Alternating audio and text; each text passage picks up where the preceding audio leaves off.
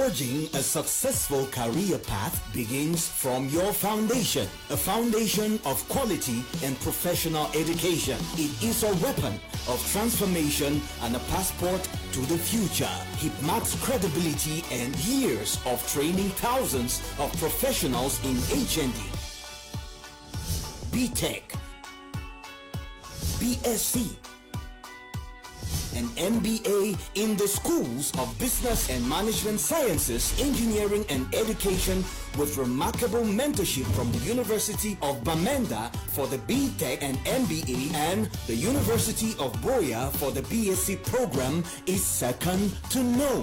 From committed professors and lecturers in classrooms to numerous academic field trips, internships and workshops, Hipmat will reform and guide you towards your success. Admissions are now open in our Boya and Douala campuses. Join us. Together, we will build a legacy.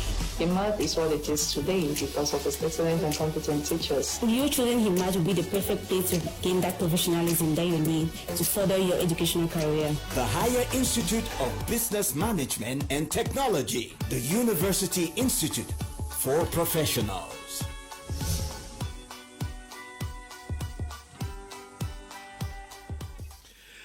Good evening, televiewers. You're welcome to another edition of Prime Hour on My Media Prime. We this day are going to be looking at three key topics touching on the lives of Cameroonians and Africans as a whole. We are going to start with the story coming out of Kumbo, capital town of Bui division of the Northwest region, where it was reported early in the day that pupils and teachers were kidnapped by armed men. We have information that the pupils were released and that the teachers are still under the custody of their kidnappers. We equally are going to be talking about what many Cameroonians have been clamoring for, asking whether the men of God in Cameroon can stand the gap to call for an effective end to the ongoing crisis in the southwest and northwest region.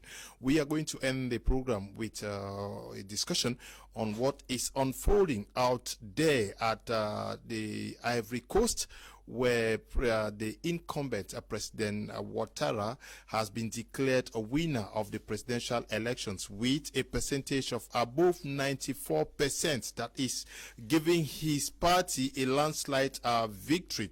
Also disturbing information coming from along the Kumba highway, where we are getting information that passengers who left Manfi today were held at around Manyeme the whole day, as early as 7 a.m. today, claiming that the road was blocked by separatist fighters. We do not know how the situation is today. We are going to be discussing this with our panelists who are already seated in the house. Apostle Ambi Valentine Ngwa is in the house with us this evening. Good evening and welcome, Apostle. Good evening, Mr. Leo. Good evening, my co-panelists. Good evening, Cameroonians and viewers of Prime Hour, which is a talk of the nation. We are here again to bring very vital and heart-burning information to educate the audience of Cameroon at home and abroad. Thank you once more again for this privilege to address you. God bless you. We also are in the company of Apostle Gabin Honoré Echapchat. Good evening and welcome. Good evening, Mr. Leo. Good evening to all our viewers across the nation. Special greetings to our people in Kumba. We still have our heart bleeding with what took place there some few days ago. So I want to greet them, particularly this evening, and say we are praying for them, we are with them. Good evening to my co-panelist. Dr. Ernest Bussi, who is an educationist who teaches at the University of Boya and a militant of the CPDM party, is here with us. Good evening, Doctor, and welcome. Good evening, Mr. Leo. Good evening, dear co-panelists. Mr. Leo will be analyzing critical issues that affect our society, especially Cameroon. And Mr. Leo, I want to say that our people are in psychosocial trauma, our people are in psychosocial injury, and it is high time the psychological manipulation end, Mr. Moderator, because people are really dying, people are in pain. It has to end for peace. It's time for the healing of the land. We need healing. We need psychosocial healing. That's why the men of God are here. They're going to tell us how. Also with us for the very first time is Madame Go Batiki Marie Ange, who is a militant for the Cameroon Renaissance Party, CRM. Madame, bonsoir et bienvenue. Bonsoir, bonsoir à tout le monde, bonsoir aux téléspectateurs, bonsoir aux co-panélistes. Ça va? Ça va aller. Ok, nous sommes contents de vous avoir pour la première fois sur notre plateau. I'll start with you with the situation out there in Kumbo, Apostle Ambe, Valentine Angwa, while still touch schools at this time. How do we understand what is happening? Mr. Leo, they say where there is no vision, people perish. I think all the activities taking place of late is a sign that people have lost vision. I don't see how kidnapping children or pupils from a school campus is going to solve the problem, and it's part of the request you are submitting to the state. The arrest of little children, the killing of children is only aggravating the situation to the extent whereby even the people who used to have support and used to defend the guys are actually losing confidence in the people. You cannot be eating what you are struggling to protect. If at all we call for schools resumption, is because we know that a nation can only advance when people grow in their minds.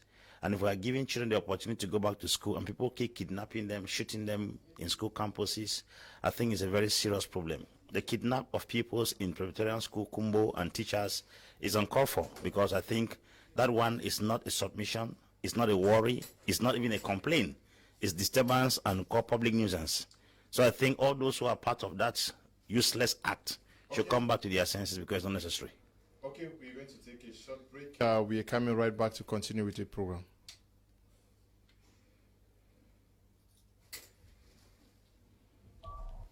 What's the problem?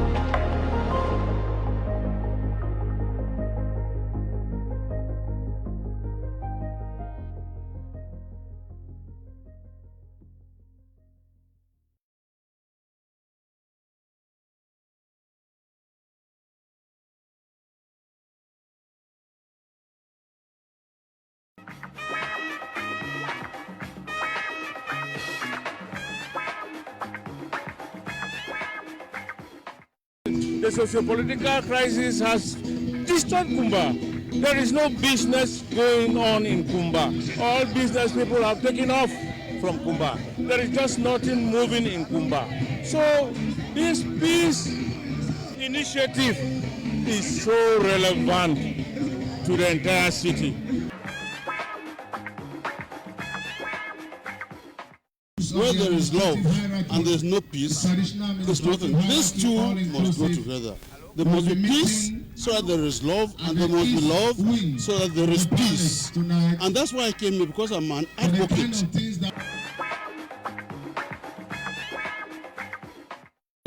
But how we call him, he bring the right people them together. Science come inside. Constitution they come inside. If you know me, I be this here because the thing be only 1 month. And if you say this thing will inside, it will take you time. The God will be up. Don't you say, maybe we are papa.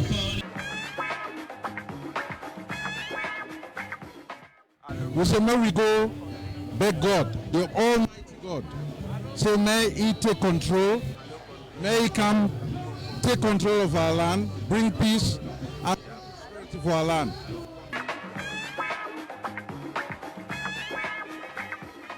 For Macron here, as we talk about time now, na time full Sidwan. That gunshot, then kidnapping and some other kind of thing, the way they used to happen. And I believe, say, maybe after this peace, where they don't pray today, so think them go there fine. Hello, Condre. Hello, Condre. Hello, Condre. Hello, Condre.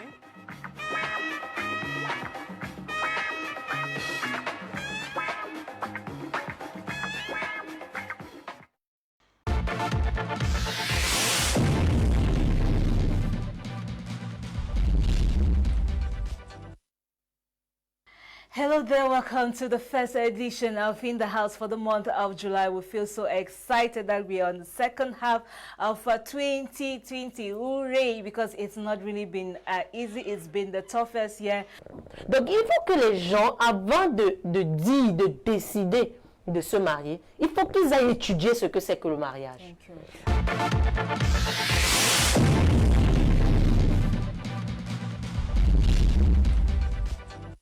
So we want you to share with us why it's so hard to accept a rejection. Like, cheating is not even acceptable. Oh, yeah. You don't get into a relationship and you think that you should be the one to hurt the other person all the time. If there is true love, you'll not even do that to your wife.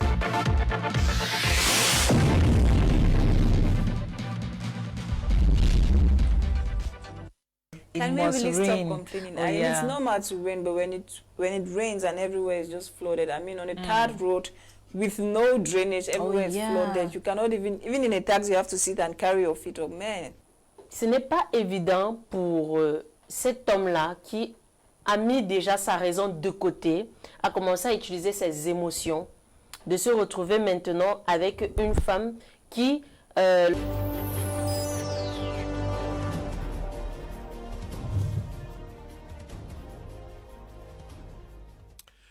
Sorry for that technical hitch. As earlier announced, we were going to be discussing about the situation in Kumbo, where pupils and teachers were kidnapped at the Presbyterian school, Kumbo.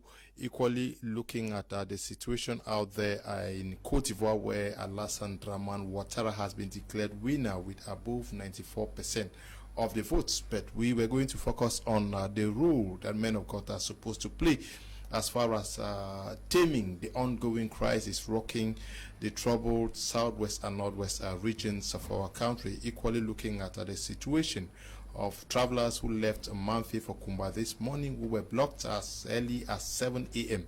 by separatist leaders. We do not know their fate, whether finally the route blockade was lifted by separatists or whether they still are doing that stretch that links Manfi, chief town of Manu Division, and Kumba, chief town of Kmer Division. Good evening once more.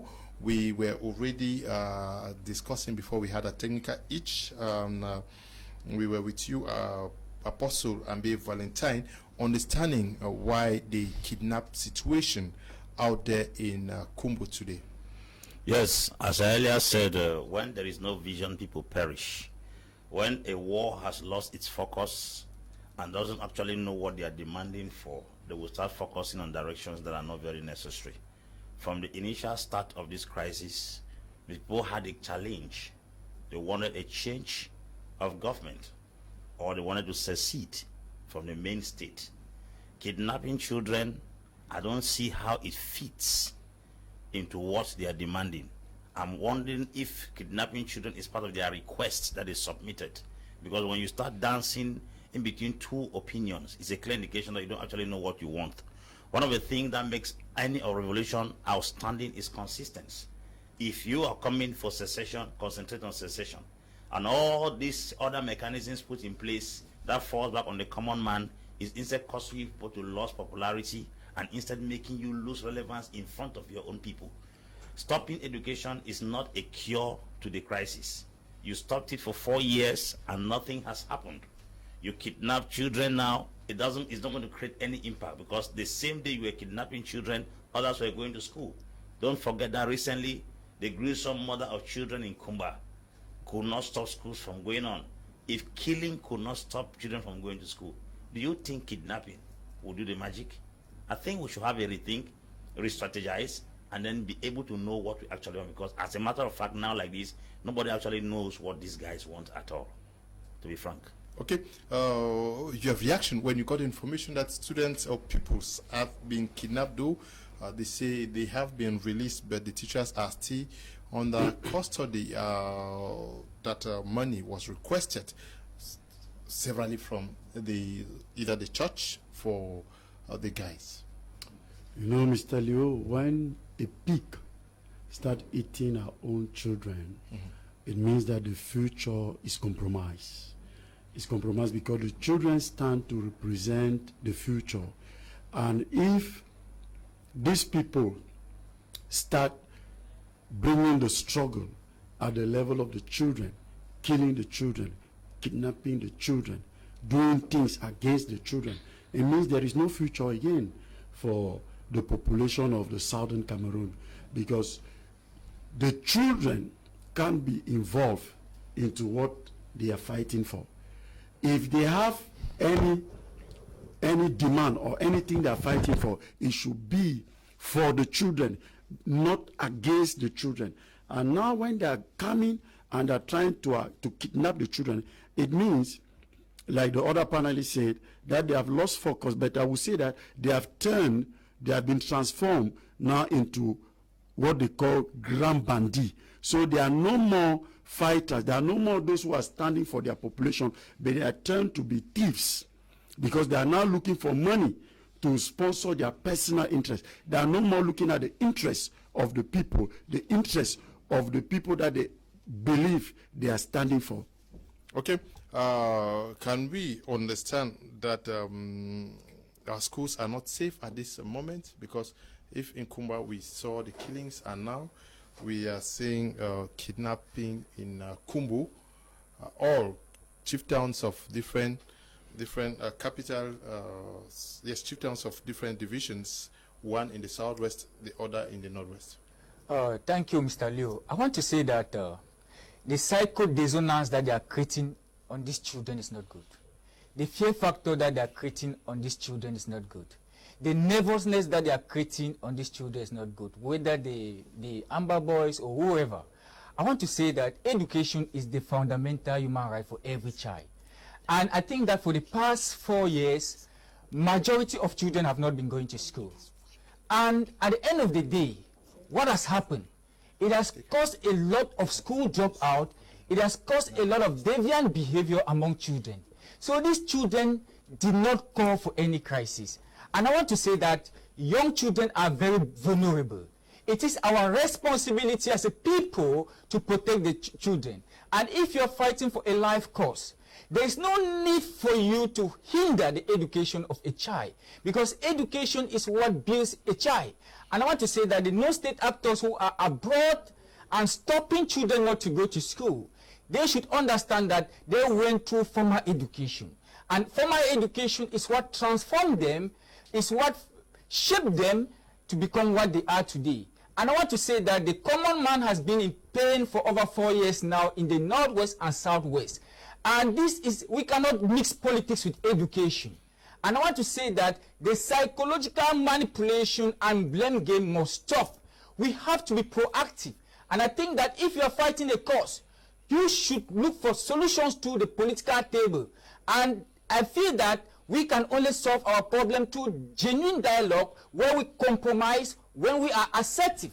And I want to say that issues of barbarism, issues of kidnapping, issues of paying money to the separatists will not solve this problem. I think that we have to look at the root cause, and the government has provided a roadmap in which we can look for we can solve this problem, though we are not pleased with it. And I feel that we can only solve our own problem through the dialogue table, not through guns. And looking at these young children, adolescents, and so, looking at the barbaric nature of the killing in Kumba, I want to say that that torture is still affecting the minds of children, is still affecting the dissonance of parents, and it is high time the separatists know that you cannot solve a problem by stopping education. Even in Afghanistan, even in war-torn countries, children are still going to school because they are the future leaders of tomorrow. They need education to shape their mind. They need education to shape their emotions. We need to picturize the future. Even if tomorrow you were to be given that independence you want,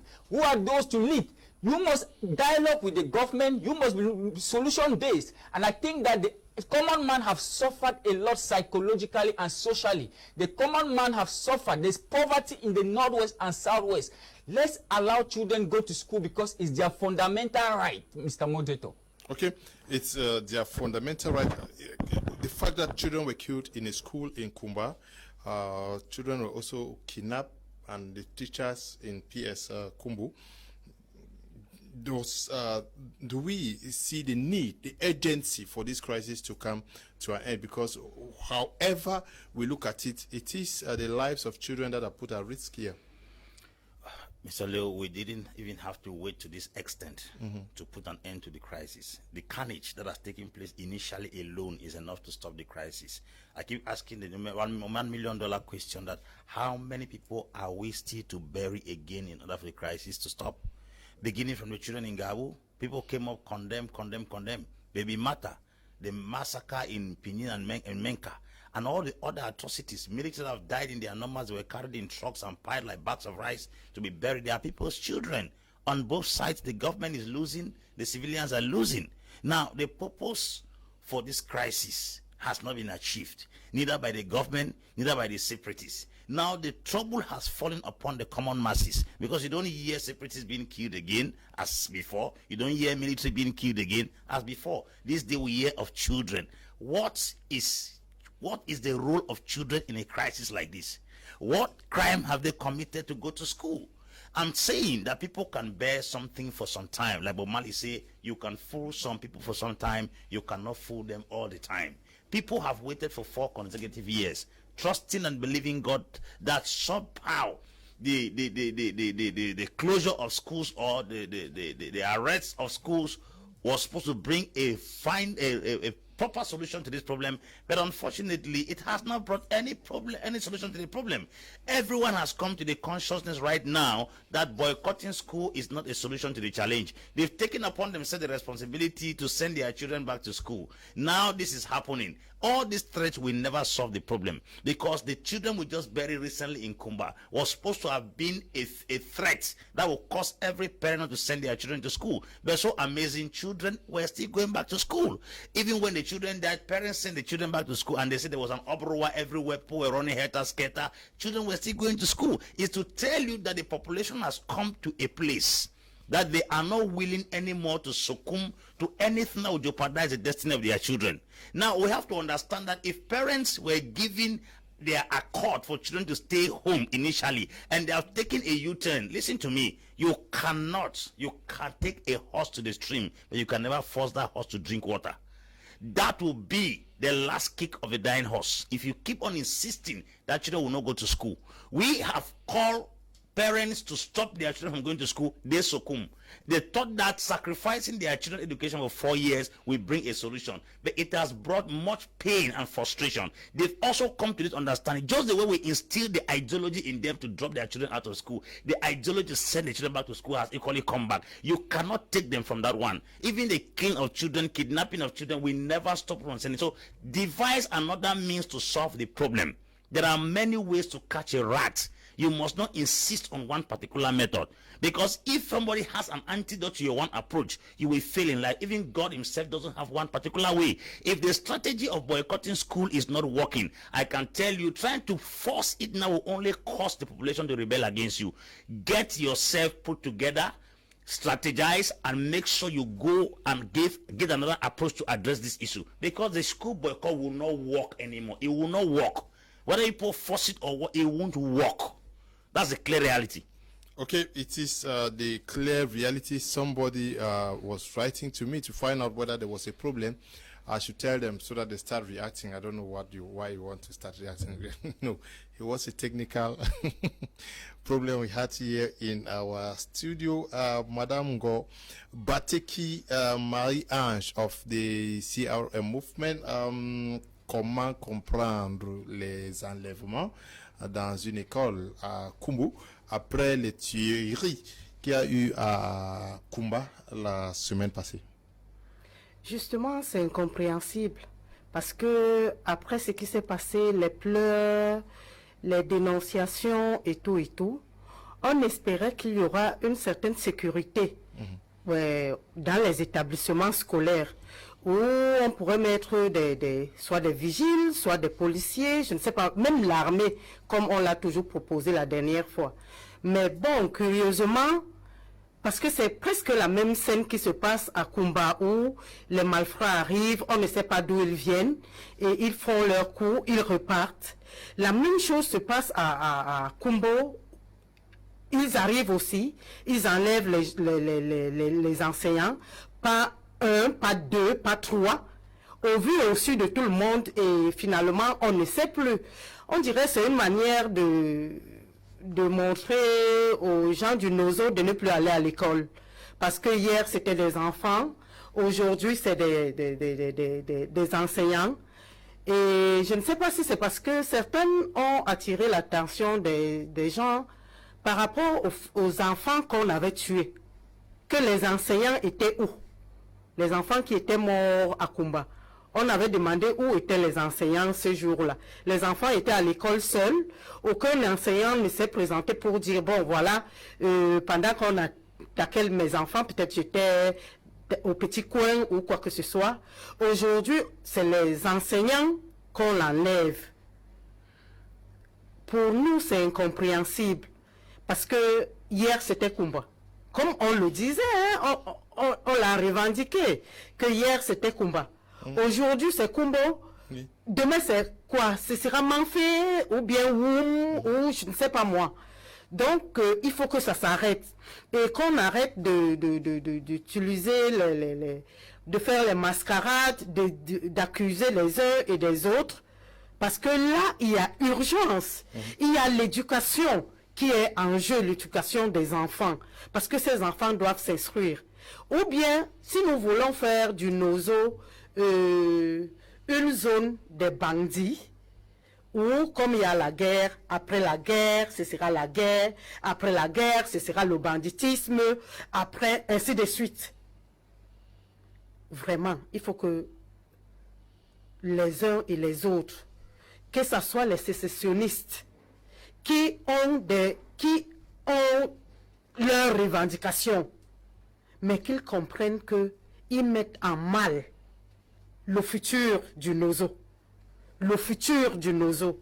Et que ces revendications qu'ils font aujourd'hui, par exemple, peuvent les rattraper demain. Okay. Parce que nous voulons l'équilibre sociologique, nous voulons l'équilibre dans l'éducation. C'est-à-dire, il ne faut pas que si moi je suis sécessionniste et que mes enfants soient incapables de s'instruire.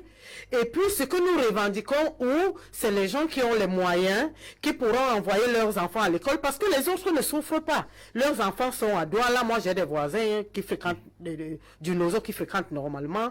Leurs enfants sont à l'étranger. C'est nos mamans qui n'ont pas assez de moyens, qui restent sur place, et que ces enfants, demain après-demain, vont subir. Et ils ne vont pas subir seuls, parce que toi qui viendras maintenant que tu as fréquenté, tu mérites peut-être un grand poste.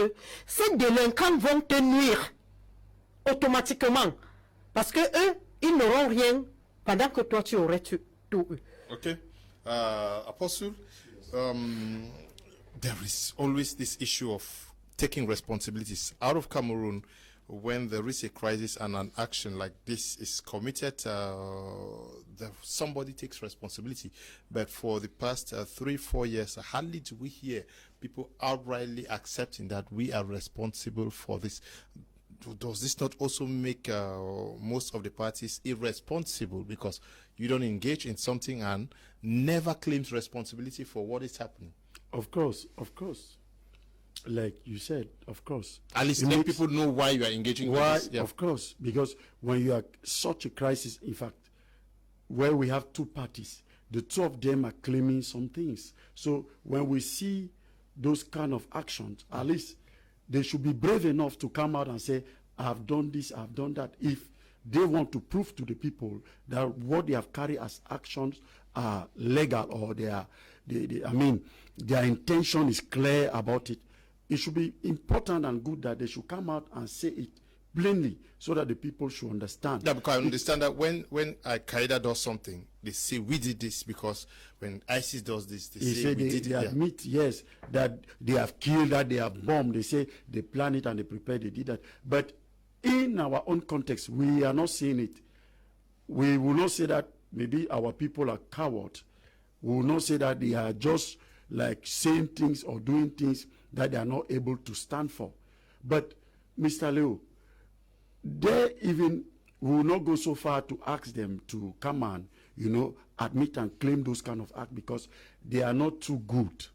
They are not too good. When this crisis started, people believed that the struggle was for pure claims. The claims were legitimate. The claims were clean. But as the thing entered into armed conflict, things gradually deteriorated, became worse and worse, bad and bad.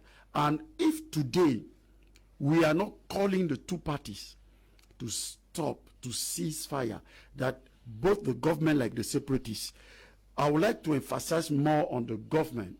Why? Because some other persons say the government has the yam and the knife. I'm not saying this to minimize what the separatists are doing. No, I'm not saying this to minimize. Some of us have been watching some documentaries where you see that when some bandit goes to rob a bank, and when they succeed to enter the bank, they get some people as hostages. And when the police comes, the police goes for negotiation because they want to preserve the life of the hostages. So this is to say that at this level, at this point in time, the government should do more effort, though they are doing already some effort, but more effort should be done to preserve the life of the innocent, because we have all realized that neither the separatists are dying nor the military are dying, but they are the innocent people dying. So it is the responsibility, I think in the preamble of the Constitution, the head of state is called here as the guarantor of the security of his people. So something more has to be done so that innocent people will not die. Innocent people will not die. It's too much. We are coming now to see how our children are dying. They will leave the children because mothers are already dying. Now they will leave the children. What next? What next? So I'm calling on the government. We acknowledge their effort. We are not just trying to bully on the government or to condemn the government. We are saying, no, you have the knife and the yam. You can do more. We are not neglecting what or trying to minimize what the separatists are doing. We are saying at this time in point, there should be a ceasefire for the war to end and let people go on a pure negotiation, dialogue, because in a dialogue there will be compromise. In a dialogue we will understand that these parties want this and we want this. We can come to a legal ground and see how things can work, because this is what is important. We are called to live together whether we want it or not. So it's important that the government should continue with the effort to make sure that this kind of killing or what is taking place now in the Nozo or in the southern Cameroon should stop. Yes, what should the community itself do to ensure, because there was a National Day of Mourning. We saw mothers come out in Kumba, in Douala, in Yaoundé, and everywhere to talk about, to decry the killings in Kumba.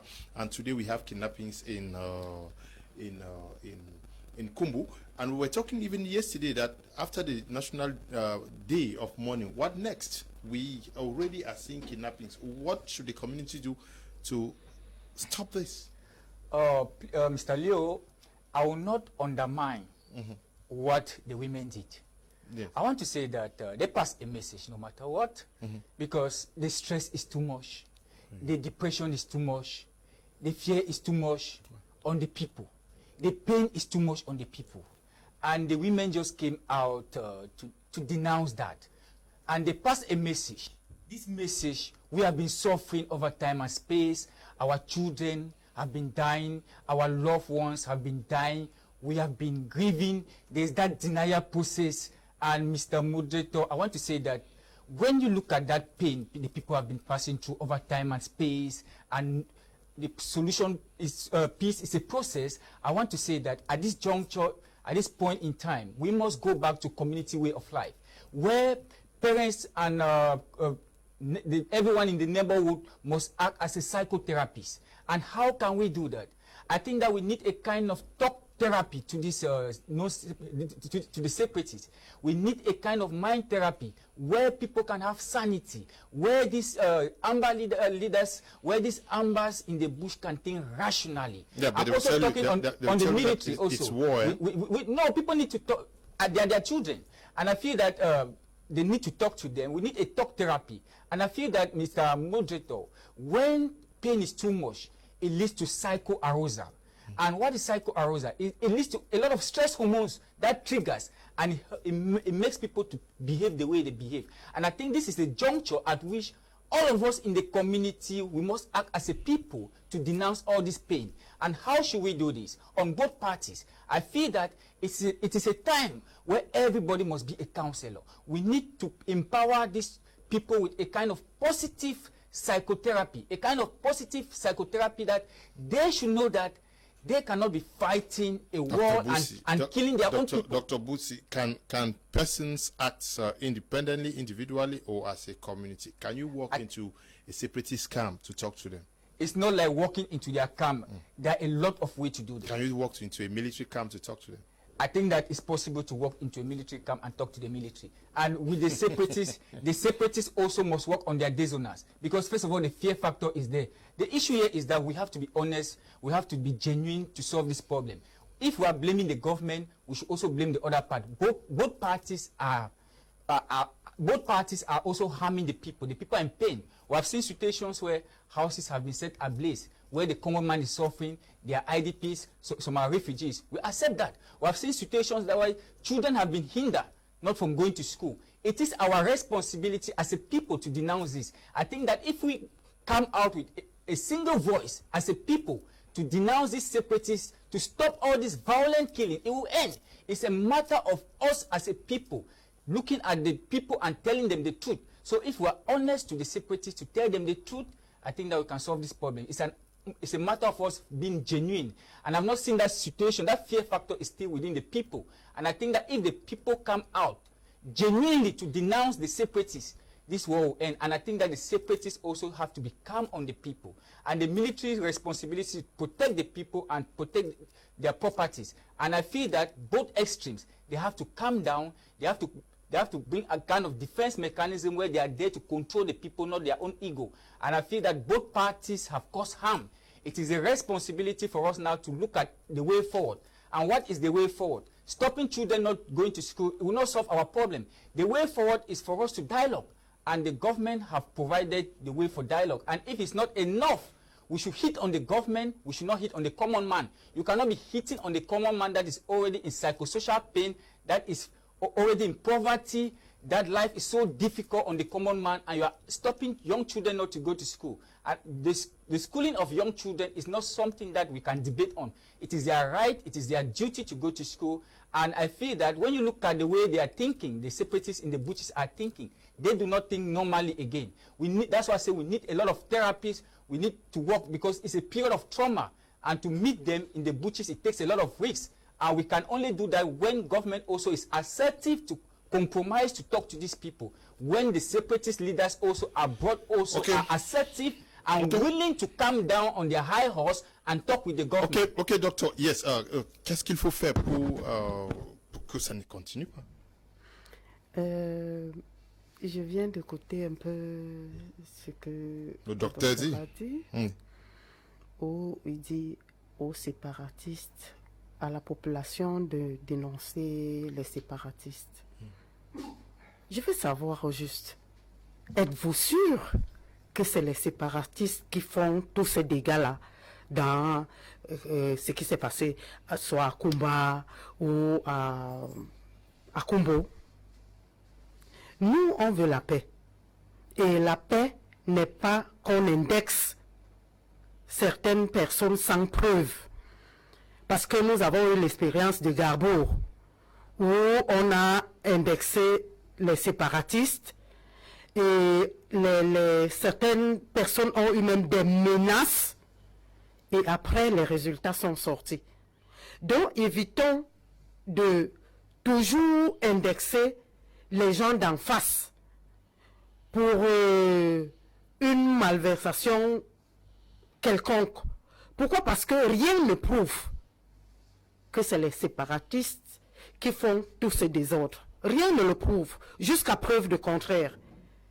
Pour le moment, ce que nous attendions, c'est que l'armée, qui est censée protéger la population, protège au moins cette population.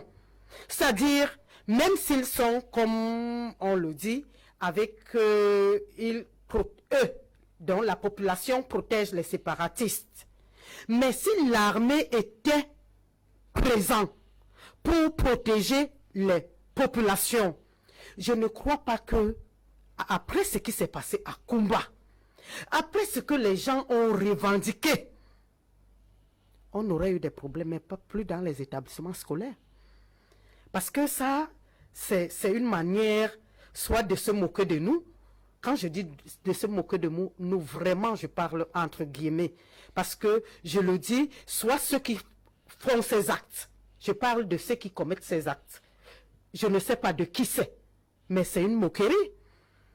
Parce que à peine tu viens de tuer, de décapiter les enfants, ça ne fait pas encore 2 semaines, tu enlèves les gens. C'est de quel côté? Des sécessionnistes, ça veut dire que l'armée a échoué. De l'armée, ça veut dire que les sécessionnistes ont échoué parce que eux aussi, habitant dans cette population, ça dit que parmi eux, ont aussi quelque part le devoir. Parce que je suis du Nord-Ouest. Un sécessionniste, c'est mon frère, c'est mon cousin. Donc il a le devoir de me protéger en tant que son frère, en tant que son cousin. Parce que les gens de l'armée n'ont pas trop, je ne sais pas, je ne fais pas les comptes, je ne peux pas regarder, mais si vous partez, vous regardez dans les membres de l'armée, les militaires qui sont là-bas, il n'y a pas assez de... Okay, madame, we are going to continue. On va continuer. Je prends quelques messages. Hey, hi to all. This goes to the pastor. In situations like this in other countries, we have seen the work of the church and men of God. As example, we can't forget Janani Luum of Uganda, Desmond Tutu of South Africa, Emmanuel Milingo of Zambia. What is the church and men of God are doing to resolve the situation in Cameroon? Why is the church silent? Mondi is writing from Limbe. Mondi, that is our next topic for discussion today. They got you 5 on 5. Good evening, Mr. Leo. It's Nancy from Kumbo. I really admire your program, but the fact at this point is in time is that we are tired of these separatist fighters, for they have tormented us enough. I think it is time we, the population, stand up and say no to separatists. Enough is enough. Okay, Nancy, writing from Kumbo. Really hope I'll keep your number because I needed to talk to somebody in Kumbo today. Good day, Leo. To answer your question, there was one attack on the security forces in November 2017 in Kumbo village, where 4 gendarmes officers were killed when the president was in Ivory Coast for the Francophonie summit. On hearing the news, he cut short his visit and returned to the country on the 30th of November 2017, and upon arrival at the Yaoundé airport, held a crisis meeting with his military generals and declared a war against the so-called terrorists of the southwest and northwest regions. What triggered the attacks on the security forces is what most of us are shy to say. The massacre of over 100 peaceful protesters on the 22nd of September 2017 in the south and northwest regions, and another massacre again of people who took to the streets to symbolically celebrate the 1st of October 2017 in both regions, as their Independence Day was the trigger of the attack. Attacks by the military, including the use of helicopter gunships in Bamenda. People easily forget and talk of different things. On the 1st of October 2017, as people, mostly youths, went out in celebration, elites of the CPDM rallied in Douala and also celebrated the 1st of October 2017. That meeting was in Yaoundé, I remember vividly, as a counter-strategy with a speech read by Chief Tabetando, who was then Vice President of the Senate. That was in Yaoundé at the Reunification Monument. In one of your shows, you rebutted the kangaroo man that Peter Mafani Musonge during the Southwest Elite meeting in Boya, and in his speech did not say that the Northwesterners are the problem makers in the two regions. I also listened to the speech and he categorically said so. Go back to the archives if one was kept and listen to it again. When people say arms were taken against the government, is a false narrative. Those who took up the arms were forced to the wall. Let's be calling. Okay, good evening to you. I don't know who is writing. I would have loved to have your name, but good evening to you. Good evening, Mr. Leo. All happenings in Cameroon now is concerns this crisis is caused and the blames by the Yaoundé regime, cause they go on saying everything is under control and there are no problems, but yet armor cars, war jeeps, and thousands of military are applying the two regions every day. Where is the claim? Okay, Samuel is writing from Kumba. Good evening to you, Samuel. Hello, Mr. Leo. All need is education and not gone. Ako Lawrence is writing. Okay, Christian writing from Upstation in Bamenda said, good evening, Mr. Liu, and the panel concerning the kidnappings of students and teachers in Kumbo is a clear indication that you cannot give what you don't have. Most of these Amber boys are illiterate and does not know what important schools are for. These are kids. Most of them have no focus again, and they are now fighting for their belly full. Let the government do something so urgently to end the crisis. Romanos, son of the soil, writing from Bamenda. Good evening to you, Romano. Okay, hi Leo. It's Kalis from Yaoundé. I'm very sure these separatists don't know why they are fighting. So please, the government should take control and the population should stand up and denounce them. And please, if they want to continue killing, they should look for their families of those sending them money. Kalis Choka is writing from Yaoundé. Good evening, Mr. Leo. I'm Clinton, writing from Bamenda. Let's implement new laws for freedom of speech in Cameroon. Many people know the truth about everything happening in the ground, but they can't come out to say it because of the way things are managed. I have been hearing about advanced democracy, but when journalists interview people, they are afraid to talk because they know what the government is capable of doing. On another platform, a young man was afraid to talk about a fire incident that took place in Bamenda where are we heading to? We are going to move on to our second topic, which has to do with what the men of God can do to stand the gap for the Cameroonians to solve this problem. Apostle, lots and lots of persons are already asking what men of God are doing. Somebody wrote from Limbe asking that same question. Do you think that the men of God have been sidelined all this while as far as seeking a solution to this problem is concerned? I don't think so. Okay. The men of God have not been sidelined. The issue is when a trouble or a challenge happens in a country, individuals must take responsibility to contribute their own quota.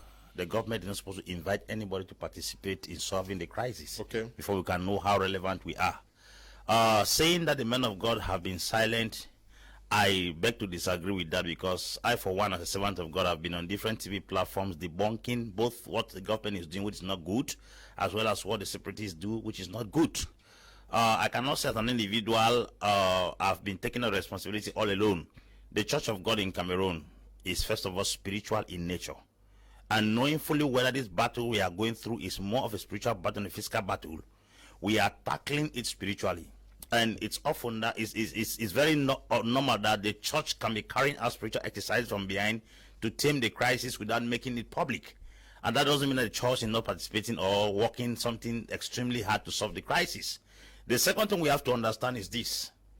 When we are dealing with things spiritually, they begin to manifest physically. You will realize the days are going by. As the years are advancing, the crisis is not as intense as it was in the beginning. Do you think that's because of what the government is doing or what the separatists are doing?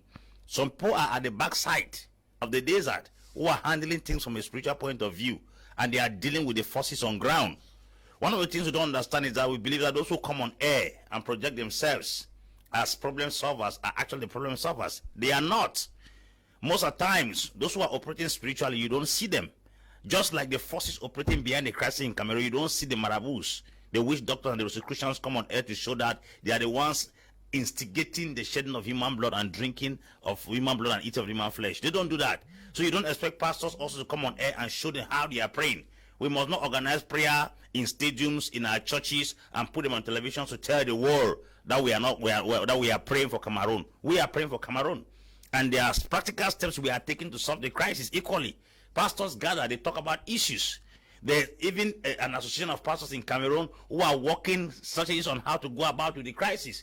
That somebody does not come on television to come on, just like when people are killed, they come on Facebook and say, I condemn, I condemn. Those who actually come to condemn on Facebook are not all those who are sympathizing with those who were killed. There are also killers who are condemning on Facebook. This showmanship on social media these days is what is costing a lot of people. There are a lot of people who never show you how desperate they are in their life. They will dress well and come on social media and project themselves to be wonderful people who they are not. So this social media presentation is what is killing you. This you must know, that the church, today a group of bishops, Monseigneur in Yaoundé, Bishop Kleda, they went to Kondengui to go and seek Ayuktabe, who has published it. Nobody has gone to publish it. They came from Rome. They went down to sell Ayuktabe. They were blocked at Kondengui to go and take a permit to enter the prison. That's not something that has come on air. Who has published it? Nobody has published it. Do you know that the church is working underground in that capacity? You will not know. So let us keep aside the issue of the fact that somebody has come on air on television. What are the men of God doing? We are doing more than what you even expect. Okay. Now, what do we do?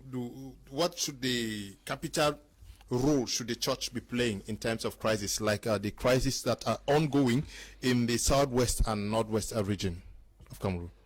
I believe the role of the church is to bring the peace, is to try to bring justice and equity in such a crisis.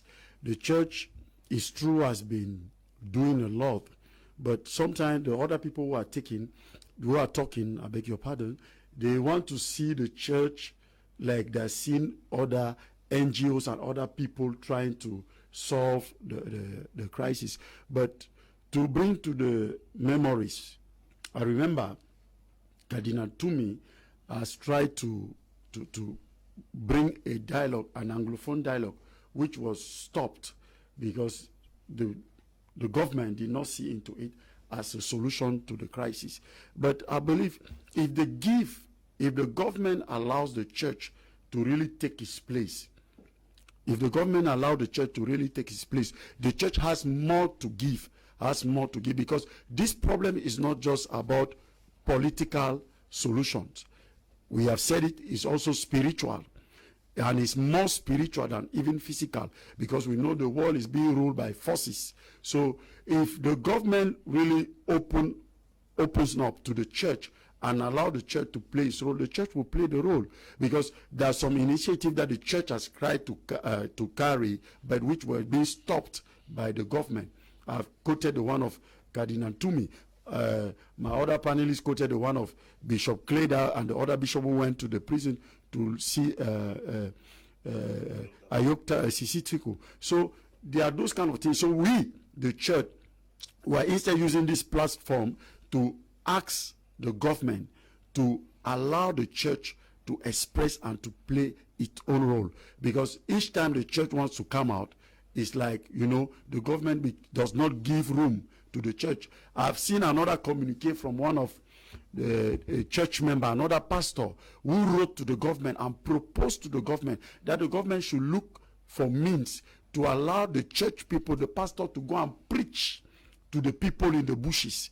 That is, preaching the peace and the reconciliation is something important. We can't neglect it, because we know if pastors go there, pastors are not amen. Pastor Apostle Gabon, do you need the government to allow you to go and preach to people in the bush? But of course, because the government is the one controlling the territory. The government is the one, yes. Are you saying that they should accompany you with amen? We are not saying that the government should give the go-ahead. The government should like encourage, because when the person that wrote it to send it as a proposal to the government is not asking the government to sponsor or to give anything. The government should like recognize and give a go-ahead to this kind of plan of action. We are not asking, because the government is the one controlling the nation. So it's but normal that when we want to carry out a move, the government should give its go-ahead. It's not like we are asking the government to come and give and sponsor and give some money. But any action that has been taken by the church, the government has not allowed the church to go ahead with the action. What they are setting the church to do. But practically speaking, what is it that you think you can do to I spoke about going to preach to the people in the bushes. Yes, it's important, because the government should allow pastors. They should think about this option, that encouraging pastors to go into the bushes, to go to the armed men and talk to them. Is very, very important. Yes, but should pastors themselves not engage government and engage separatist leaders? Because is it not the Bible that says that the violent they suffered the violence and the violent take by force? Now, how do you want now that they should permit you? No, well, you Mr. Leo, by force, yes. Mr. Leo, let me say that when you look at most of these separatists, they're in the bushes. They're in the hinterlands. And when you look at the churches in Cameroon, let me look at the Presbyterian Church, the Catholic Church. They are found everywhere in the hinterlands. And I feel that it is the responsibility of some of these church leaders, because we have seen situations where schools have been closed in the hinterlands, but the churches are still holding in the hinterlands. The gospel is still there. So it is a responsibility of all church leaders. They should go to the bushes and preach the gospel to the people. And I feel that they have a lot of role to play. They have a lot of role to play. Yeah, but they should preach both ways now. Should they only go I'm coming there. I'm looking at things from all angles. I think that they have to preach to the people. And they need a kind of spiritual healing. They need to go to the people, convert them. Because we used to see how Christ used to convert. So it is a responsibility of these church leaders to convert these people in the bushes, preach the gospel, and also use all their spirituality to heal these people, to stop. And I feel that the church has been doing, to an extent, they have been doing their job, especially in the church. And in the church, in the context of the church, on Sundays and so on, it's not enough. They have a lot to do. And also their sermons must touch the conscience of people. And this is the time whereby the conscience of each Cameroonian should be touched. It is a time for introspection. That is the role of the church to play that role. That introspection, where it will touch the minds of every Cameroonian to see that solving the Anglophone problem, solving the Anglophone crisis is a collective issue. It is not a responsibility of the government alone or the separatists. It is the responsibility of this government, the separatists, the civil society. And the church also have to be apolitical, meaning that the church should be able to preach to the people in the bushes, to preach to the people in the church and everywhere, to preach and touch the conscience of every Cameroonian, even those in top positions in government. And I feel that it is a responsibility of all these churches. The fear factor has to come out. I feel that men of God are people of integrity. Men of God should be seen as people of... Desmond Tutu came out and fought for the people of South Africa. It is a responsibility of this... I saw a situation in Cameroon where a bishop went to the hinterlands and he was taken by the separatists. So this is a situation whereby if you know that you are a Christian, you are a man of God, you should have no fear. You should have no psychosocial dissonance in you, no fear, no disbelief. It is your responsibility, because if people see you as a role model, you should be able to... Christ died for the people. So I think that the men of God have a lot of responsibility. It is not all about preaching the sermon in the altar. They have to go to the hinterland and do it the way Christ was doing it. They have this. It is the responsibility of men of God to bring peace, because Christ brought peace. So I feel that Christ died for us, and it is a responsibility of some of these leaders to die for us, so that they can clean our land. It is high time, Mr. Modeto. There's a lot of fear factor. I feel that when I watched the installation of the new chief of Kumba, I saw how men of God were talking, and I saw how the chief was even humbled, and he knelt down and they prayed for him. It is high time that they should go to the butchers and convert these separatists, and also touch the minds of those in authority. Soften their psycho dissonance, soften their mind. It is high time everybody calm down psychologically, so that our nation can have that peace. Ok. Qu'est-ce que les hommes de Dieu doivent faire? Est-ce que l'homme de Dieu doit attendre que le gouvernement les autorise à aller prêcher à ceux qui sont dans la brousse, même au gouvernement? Autoriser un pasteur à aller prêcher dans la brousse, vraiment, c'est-à-dire que comme on n'a pas fini de mourir, il faut maintenant les envoyer là-bas, disant comme vous êtes des bons pasteurs, votre Dieu va vous protéger, donc allez là-bas. Moi, quand j'ai vu ce raisonnement, c'est pas en ce sens que je pensais. Moi, j'ai pensé à une autre manière, parce que moi, je suis pentecôtiste. Depuis que la guerre a commencé dans mon église, on prie pour cette guerre. Il y a les thèmes. C'est-à-dire, il y a les jours où on dit, aujourd'hui, c'est pour la paix dans le nozo. Maintenant, quand on veut appeler l'église dans le sérieux, c'est-à-dire dans le bon sens, on réunit les pasteurs, les imams, les prêtres, c'est-à-dire que les gens forts spirituellement. Et je vous assure, ils n'ont pas besoin d'aller déloger les séparatistes en brousse. S'ils mettent leurs genoux par terre et qu'ils sont unis avec un même cœur, il y aura le changement. Quand moi j'étais petite, je me rappelle, je ne sais pas si c'était vrai. À une époque, on disait qu'il y avait trop d'accidents sur l'axe lourd Douala-Yaoundé. Et qu'on avait appelé les marabouts pour exorciser cette route. Je ne sais pas si ma mémoire est bonne, mais je me rappelle quand j'étais petite, j'avais entendu une chose pareille. Maintenant, nous avons deux régions que nous sommes en train de prêter. Nous avons les pasteurs que lui dit, si je mets la main comme ça, allez, je te délivre. Pourquoi ne pas se réunir entre eux? Ils n'ont pas besoin, parce que même quand tu pars chez un pasteur pour qu'il fasse un miracle pour ton parent qui est à l'étranger, il n'a pas besoin de voyager pour aller là-bas. Distance is not a barrier. Oui. That's what they say. No. Ils n'ont pas besoin d'aller là-bas. Donc ce qui veut dire que les vrais pasteurs, parce que n'oubliez pas, on a trop de bonbons pasteurs. C'est ça qui nous tue. C'est-à-dire les pasteurs qui profitent d'un petit miracle, après il devient un grand pasteur, et quand il faut maintenant faire des vrais miracles, il n'y en a pas. Mais l'Église, c'est-à-dire que le noyau que nous servons Dieu peut servir. Parce que la prière, on dit souvent la matière de Dieu fend doucement. C'est-à-dire, elle va, pour que le sang coule, c'est pas facile.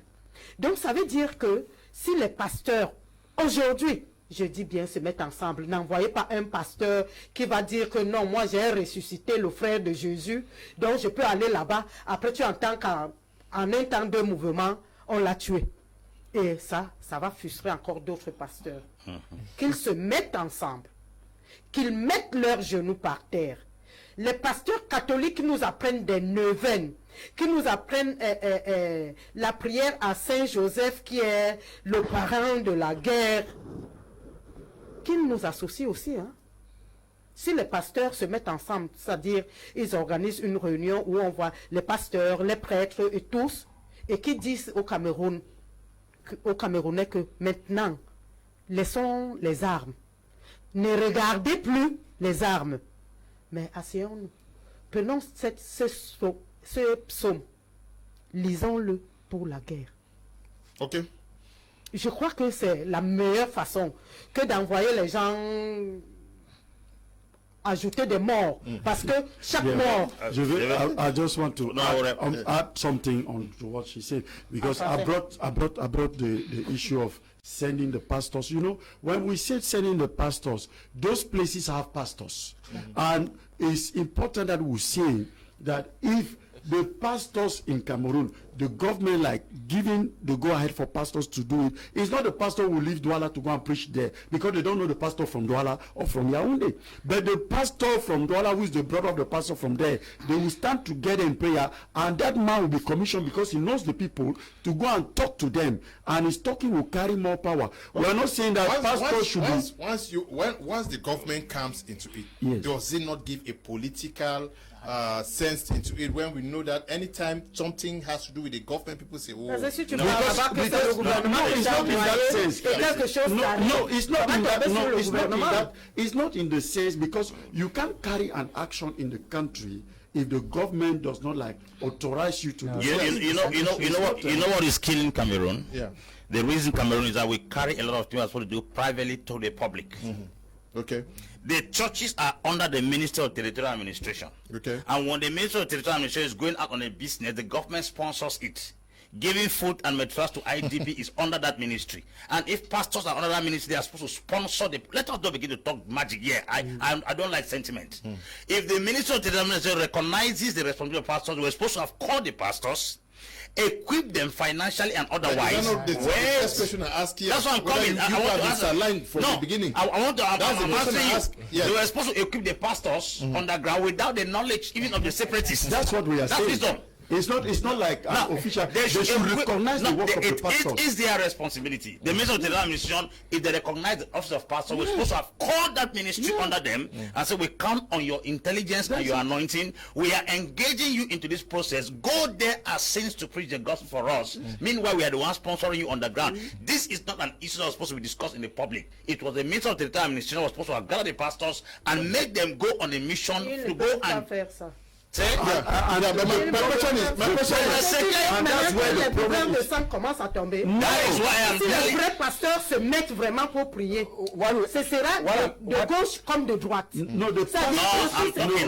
Je suis en train d'expliquer quelque chose, madame. Laisse-moi parler. But there are pastors in the hinterland, they can take the responsibility. It's not that way. Let me land. The pastors, we are working in synergy. The pastors, like he said, the government, we are not asking for a public backing, but the government should recognize the role of the pastors, because if pastors, they're not, it's not being recognized. No, listen. It's not being recognized. We have said it. I am sure Bishop Ash, the Cardinal, to me, tried to gather men of God, but the government stopped him. Yes. We are not coming in because the government has sent us. We are men of God. We are coming in for peace and justice. So whatever is happening, the men of God have to come so that bloodshed should stop. Let us not argue. Yeah. When COVID-19 took place in Ghana, Nana Dankwa Akufo-Addo call for the clergy to sit down and offer prayers for the COVID-19 before. That is a recognition.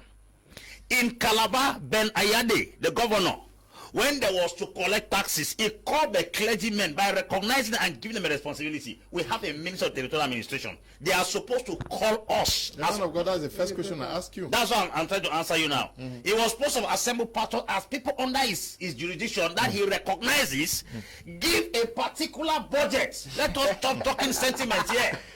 When they are going to give rice and mattresses for IDP, is that minister is carrying it. If they recognize our role that we are carriers of peace and we carry a grace that can stop this, they should carry us as agents.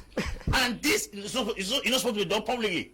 He was supposed to have called us from behind, sit a meeting with us, talk with us, and then send us on a mission. Why is that other nations recognized? In Congo, it was a church that assembled themselves and counted the elections. What has Cameroon government done so far by gathering pastors under Minister of Territorial Administration? It's a community. You gather DDOs and gather SDOs and gather all kinds of gathering. You don't get poor. They are just doing a communication, and that's the way they are looking at the church as a weakness. They don't want such an idea. The government has to come in. We will not beg to help them solve the problem. They must know our relevance. It's not a communication. It's not a communication prayer that will help the situation. Okay, let me take some about real solution. Let me take some messages. Good evening, Mr. Leo. The pastors need the government's accord, because if they go on their own, they will be considered as working with separatists. My regards to all in the studio. Eshwa is writing from Yaoundé. Good evening to you, Eshwa. Good evening, Mr. Leo. Should pastors be motivated before they interfere in the current crisis? Okay. You don't go to the place we try. They try to go there. Does the minister go to visit Wulek? Hi, Mr. Liu Amgang, writing from Bamenda. Good evening to you, Ngang. Man of God. Good evening, Mr. Liu. I really support what the man with black suit is saying. For true, the government have not or will not give the church the chance to do what is right so that the crisis will have a good face. Mr. Liu, we should not be biting around from all indications. Some top government officials who claim Cameroon belongs to them don't want the problem to end. Best known to them. Samuel is writing from Kumba. Kumba, yeah. Evening. If the church has a role to play, they are also entitled to their own strategy.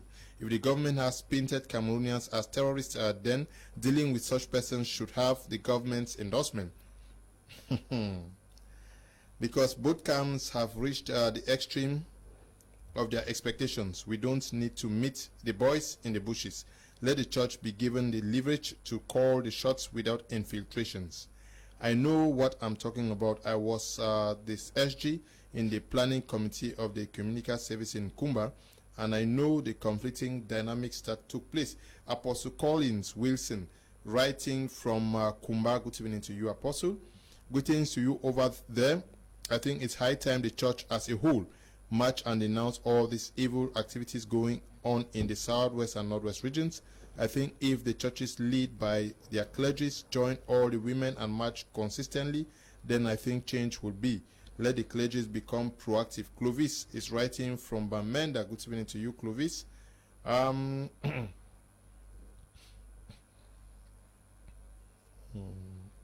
Paddy Asanga says that Leo, please stop talking about unknown gunmen. I told that what happened Kumba and Bui today has been cooked up in Maryland in order to force the Cameroon government to a new Swiss cheese talks where the participants came back with 5,000 euros per person. Let me make this one clear. Any form of negotiations with enablers of the Amba versus Amba, Bui 1 and 2 massacre, Kumba massacre, Bali massacre, Batibo massacre, Libiale massacre, Matom massacre, and lately the Bui kidnappings of pupils and teachers is going to transform some of us to warlords if they dare to parachute political into the political scene. The government should engage all chiefs, funds, imams, syndicates, the youth organizations at home to put an end to this madness. Anyone in the diaspora who love homeland should leave his comfort zone and go back and fight. those Anglophones in Mr. Biya's government encouraging this madness should stop immediately or shall be exposed. I told since December 2017 that the benefactors of this nonsense are hiding in Yaoundé and in the diaspora. Paddy Asanga Abakwaboy writing from Germany. Good evening to you, Paddy. Good evening, Mr. Liu. Love the way you're handling your program. Samuel writing from Bamenda. The issue of killing the kidnappings in our country is sponsored by business people today for personal interest. Our brothers in neighboring regions have invested much in education and real estate to accumulate, to accommodate migrating population. Okay, we are going to continue our discussions. The messages keep flowing in. Now, Apostle, I want us to go back. Though you people started talking without me giving you the floor. Now, Apostle, some people think that the battle is more spiritual than what we see in the physical. Yes, Mr. Leo, the issue is if we are lopsided in our argument, we're not going to get a balance. Okay. Everything that is spiritual has a role physically. If we lean only on the spiritual, practice mysticism. And if we lean only on principles, we are going to fail also. There was to be a balance. Okay. In the scriptures, in the book of Exodus, the Bible says in 17 that Moses was to fight against the Amalekites. Joshua was down in the field fighting with sword, while Aaron and Hur held the hand of Moses spiritually. There was a balance of the battle from the spiritual realm to the physical realm. So if we say we are only going to pray and we don't take practical steps, then we are doing mysticism. Okay. And we only engage practical steps without praying, then we are theologians. There must be a balance. Spirituality is a balance of the natural and the supernatural. So if at all we are praying, that's not enough. We have practical responsibilities as a church to carry out. Like I've said earlier, in Calabar, Ben Ayade, who is the governor, engaged the church in cutting down taxes in the state of Calabar. We also have, yes, he brought the church into the picture because why? He saw them as people who have integrity and sincerity. There was a need for a fiscal engagement. Now, as much as we are praying, the thing is we have a ministry in this country where all the churches are under such a ministry. And that ministry has been given a budget to manage the crisis. Has the ministry ever for once recognized this particular group of people under them as a church? Has the Minister of Territorial Administration called the men of God, saying that we know people have something to offer this nation? What do you guys think can be used as a strategy to solve the crisis? Let us present what we have on ground as our own strategy. When Paul said that the church should go ahead and carry out responsibility, it's not sensible. It is the minister under the minister also calls on certain servants of God and put them down and say, we have this challenge on ground. You are servants of God. What's your opinion about it? Then we're going to tell him what we think we can do. These are backdoor discussions. Because as long as people know we are coming from the government angle, automatically they will not accept it. Because why? The separatists consider anyone that comes from the government angle as not being neutral. But the servants of God, they are possible for them to be neutral as far as the crisis is concerned. Because the church is an apolitical body that doesn't take sides. From the days of Desmond Tutu, we are quoting. Desmond Tutu was a man that stood against apartheid regime in South Africa. People in Congo fought against the manipulation of Laurent Kabila. It was the church. So why is the Church of Cameroon not given the opportunity? The National Dialogue was organized in Yaoundé. The role of the church was to organize opening prayers. The concept, the ideas, the philosophy of the bishops or the pastors asked ever in this nation? That's the question. Did they for once, you go to a nation like Nigeria, even if it's a Muslim man that is control election, he will consult pastors for guidance because there's wisdom. You check in scripture, the king had a challenge in Babylon.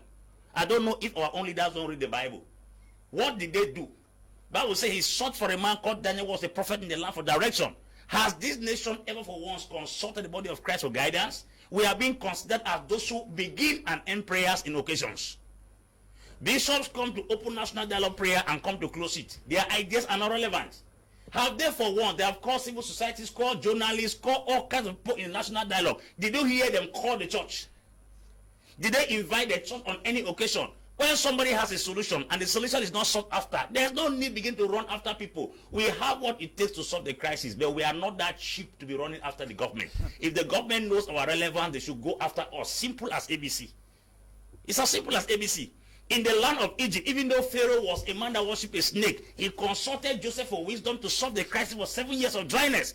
And these people reading Bible, they don't read the Bible to see that it has been solved in many occasions. Okay, Apostle, when we are talking about standing the gap for this, he says that if only prayers are done, it is mysticism. Yes, mysticism. And if it only is actions, and that it is theology. Yes. What are those physical steps that needs to accompany the prayers, and how should the prayers be done? We started talking about going to preach to the people, and I brought the idea, and I was trying to give more explanation into that. I said that in those places there are churches, in those places there are pastors. It's important that the government should recognize the role of the pastors. We come in our midst, we organize ourselves. Government coming to recognize us is not a way to come to buy us. It's important. We are in a state and which is being ruled by a government. So the government has to come and tell the church that, okay, we have failed. We have tried our own, we have failed. It's but normal that the church has to say something, because the church is the representative of God. The church stands for God. So man has failed with all the possible goodwill that they had. Let's now try the solution of God. That's what we are saying. Let us try the solution of God. And one of the solutions of God is to bring peace.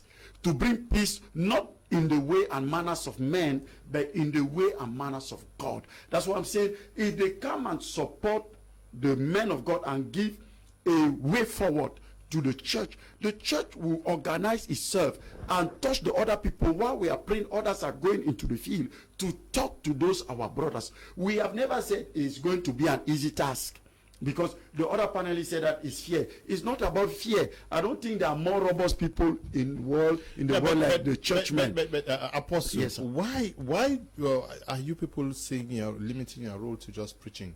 Why don't you see the church playing the mediating role, that is taking up that role to mediate between the leadership of the government and the leadership of the separatists? Because it's still preaching, Mr. Leo. When we are talking, it's still preaching, because we want to make the separatists or the government to understand that human or man's solution has failed. So we are coming with even the jargon of the church, the jargon of the Bible, to let them understand that this is what we are saying, this is what we are speaking. It still falls back to preaching, because at this point of time, only the church can come in and bring peace and solve this problem. Because every other man will come with political solutions, in their favors, or to try to play. But the church is coming as a neutral. The church comes to see that blood should not flow again. That's why the church is coming in. And at this point of time, the government should see that they need the church. They have to call for the church to come and intervene into this affair, because it's no more about prayer, because we have been praying. And I'm telling you, if not of the prayers of the church, this thing would have escalated more than what we have seen. Okay. It would have been more than that. It would have escalated more than what we are seeing, Madam. What do you think that the division that we find in churches also is contributing to the difficulty for the church to effectively act? La division qu'on trouve parmi les églises, oui. Est-ce que c'est ça aussi qui rend la tâche difficile pour les églises? Oui, en ce moment au Cameroun, tout est divisé. Ok. Il n'y a rien. C'est-à-dire, sitôt qu'on réussit à être 10, 20, après on se retrouve en train de faire les groupes de 5, ainsi de suite. Ça, parce que c'est dû à ceux qui tirent les ficelles. C'est dû à ceux qui sont contre cette union-là. Parce qu'ils savent que quand il y a union, il y a toujours un résultat concluant. Je disais tout à l'heure à mon co-panéliste que réunir des vrais pasteurs et prêtres par l'État sera très difficile.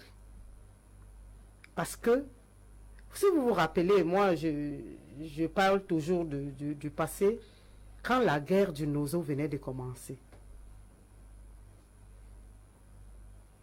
Le prêtre Toumi, Christian Toumi, a pris sur lui, à l'époque, pas comme on envoie les gens maintenant là-bas, il avait pris sur lui d'aller là-bas, causer avec les séparatistes.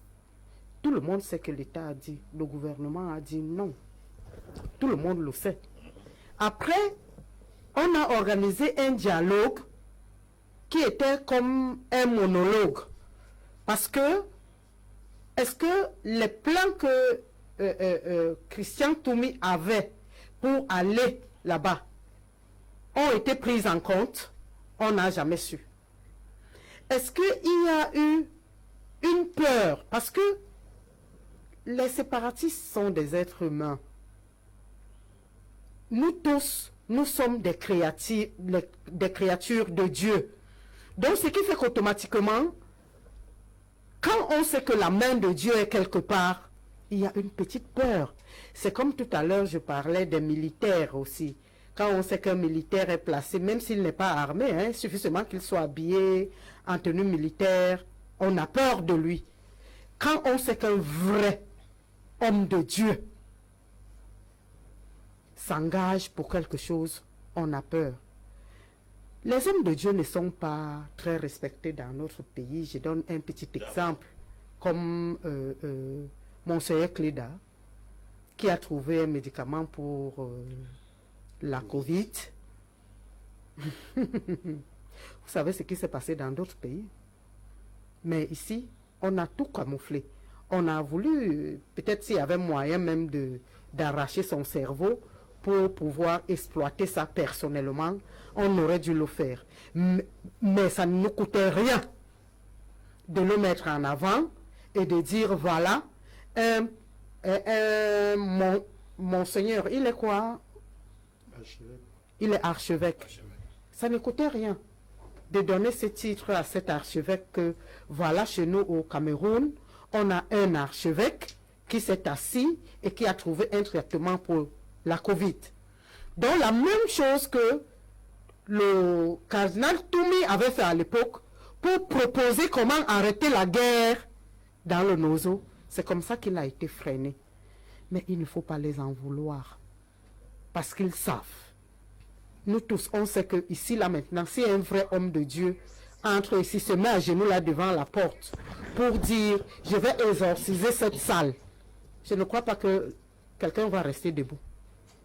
Donc c'est la même chose qu'on sait que non. Si on commence maintenant, les hommes de l'église se réunissent maintenant, ils disent, stop à la guerre du Nozo.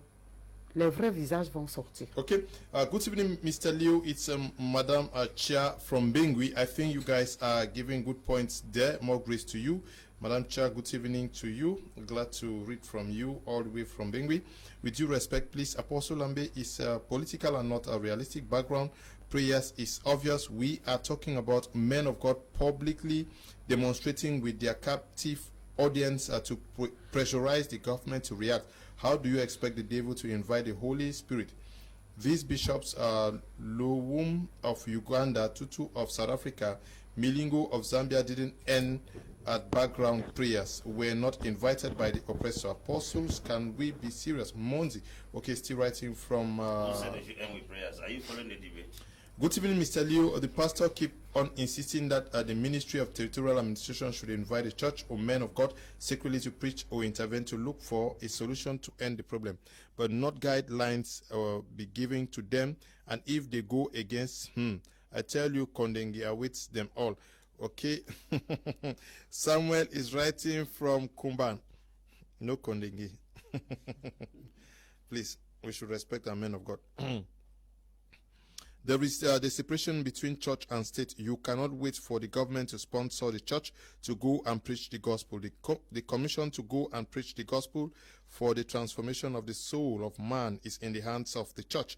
Matthew 8:28. Church should do what is right. Have faced the persecution from both the government and Amber. When things were fine, churches organized crusades here and there without the permission from the government authority. Why should they wait on the government now? The power is not the church. The power is in the word of God. Romans 1:16. Okay. You did not tell us where you're writing from and who is writing. Madam Nelly, who is writing from Limbe, says, Mr. Leo, good evening. I don't know what Cameroonians want. I heard one of you in the studio talking about ceasefire by the government. In Kumba, there was no military in schools and children were killed. So why are you guys talking about ceasefire when we are not safe in the hands of these separatist fighters? I think it's high time let's call a spade a spade. Madam Nelly in Kumba, good evening to you. Madam in Limbe, rather. Good evening, Mr. Liu and all the panelists. Pastor, I really love the way you speak, but it's unfortunate that the Minister of Territorial Administration has now taken your place as a pastor. Don't you see the way he always quote the Bible? He thinks he can handle the situation alone because he too is a pastor. Becky is writing from Limbe. Okay, greetings, Boo. You, Ndiwum Ernest, good evening to you. Ernest, good evening, Mr. Leo. I'm Kingsley. I'm writing from Batibo. Jesus sent the 70 out without bags or money. Must these people who are equipped with the Holy Spirit wait for permission from the government? Good evening to you, writing from Batibo. Mr. Leo, I'm in love with your program. Keep it up, guys. The government can't never ever call the men of God, because they believe in their grandmaster Takang, writing from Tico. Good evening to you. Good evening, Mr. Liu. The government don't want to call the church because they know that the church will tell them the truth. Elvis is writing from Bamenda. Good evening, Mr. Liu. Charles from Bamenda. I strongly believe on the fact that the government has the upper hand to remedy this situation of the Northwest and Southwest regions. Okay. The maker, writing from mile 16 in Boya, says, good evening, panelists. I strongly disagree with Dr. Enes in Toto. Men of God have died in this struggle. My question to him is that which one is easier for men of God to do, going to Yaoundé or going to the bushes? Okay. Mr. Liu, if the pastors have the monster seat in them, then they should not wait for the government. For writing from Dop in Gokutunja, says, I mean, used Kumba, the role of the church in the Northwest and Southwest are preached prophetically against war without partiality. The church should build a strong force that is recognized and address the situation and deny any bribe. The church should pray against occultism and occultic powers in Cameroon that are reigning in Cameroon. The church should hold its members accountable. All those who lead delegations to these Anglophone regions are Christians who sit on front seats in our churches. For writing from Ndop, thank you for. Now, as a church also, the potential to move for an end to this conflict through its Christians, because each pastor is heading a congregation of hundreds, thousands of Christians. Yeah, very true, Mr. Moderator. I want to say that, first of all, if all the pastors, the leaders of the church, they find themselves under one canopy, under one umbrella, because they are people of virtue, they are people of morality and high standard and integrity. And I earlier said here that if all these men of God in their various churches, they preach peace, they preach issues of governance without any fear, they touch the conscience of every Cameroonian, whether the non-state actors or the state actors. All we want is justice and peace.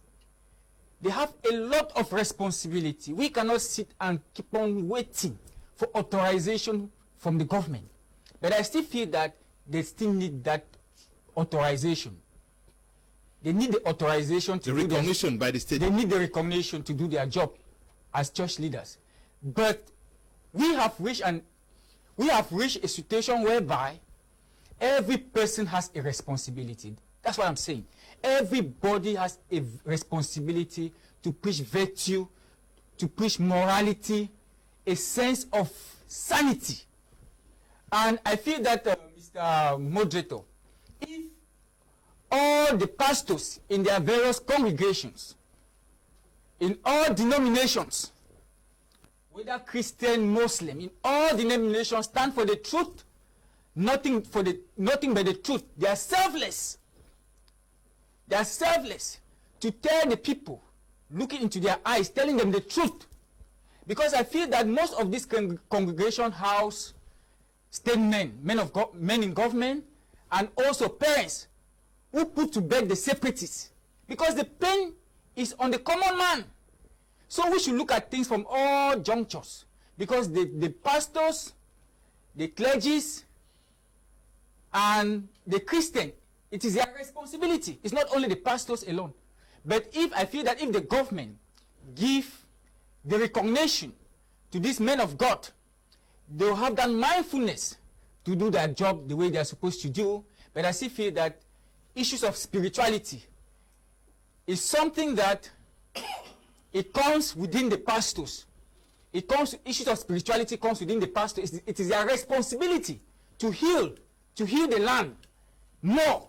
So I still stand on my views by saying that all our pastors, they have been doing a lot. But we have seen situations where men of God have been caught in some hinterlands. They have been kidnapped. They have been suffering the effect. But we need a communal situation where all men of God can come as a canopy, come with the recognition from the government so that they can draw up their own strategy. Because in during periods of war, there's what we call geopolitics, there's what we call geosecurity. Men of God also need this religious strategy so that they can dilute issues of spirituality and other dynamics to solve the Anglophone problem. I think that if the Minister of Territorial Administration, headed by Mr. Atanganji, give them this responsibility, they can do, because they also need their protection. Because the fear factor is also there. We know of situations where men of God have suffered in the butches.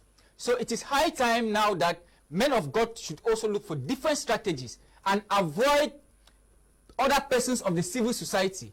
Like what the co-panelists were saying about the Christian Kagnatumi's commission. That commission was a mixed commission.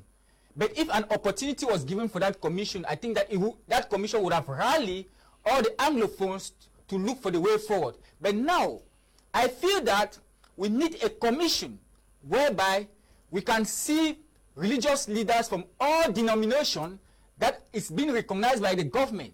Because I know that religious leaders are people who are vocal. And people who are vocal can speak the truth, nothing but the truth, so that at the end of the day we solve this Anglophone crisis. What is killing us is the blame game. We need just the truth. We need to be assertive. We need to compromise to solve this problem. Okay, at the level, even before the government recognizes the potential for men of God to seek a solution or to assist the government to engage in finding a lasting solutions to this problem, can we also look at the messages that are being preached by the men of God themselves, because that is where it starts.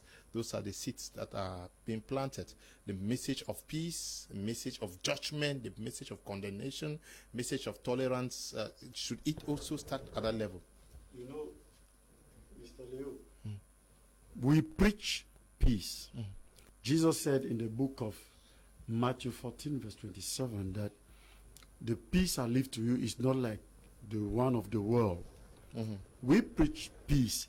And I will use this opportunity to say this, that one of the methods we have to solve this crisis is that each and every one of us should be able to be carrier of the message of peace. That is, as we are talking about peace to the churches, let us as individuals, because both in the government, like the people in the bushes, they all have families. We know them.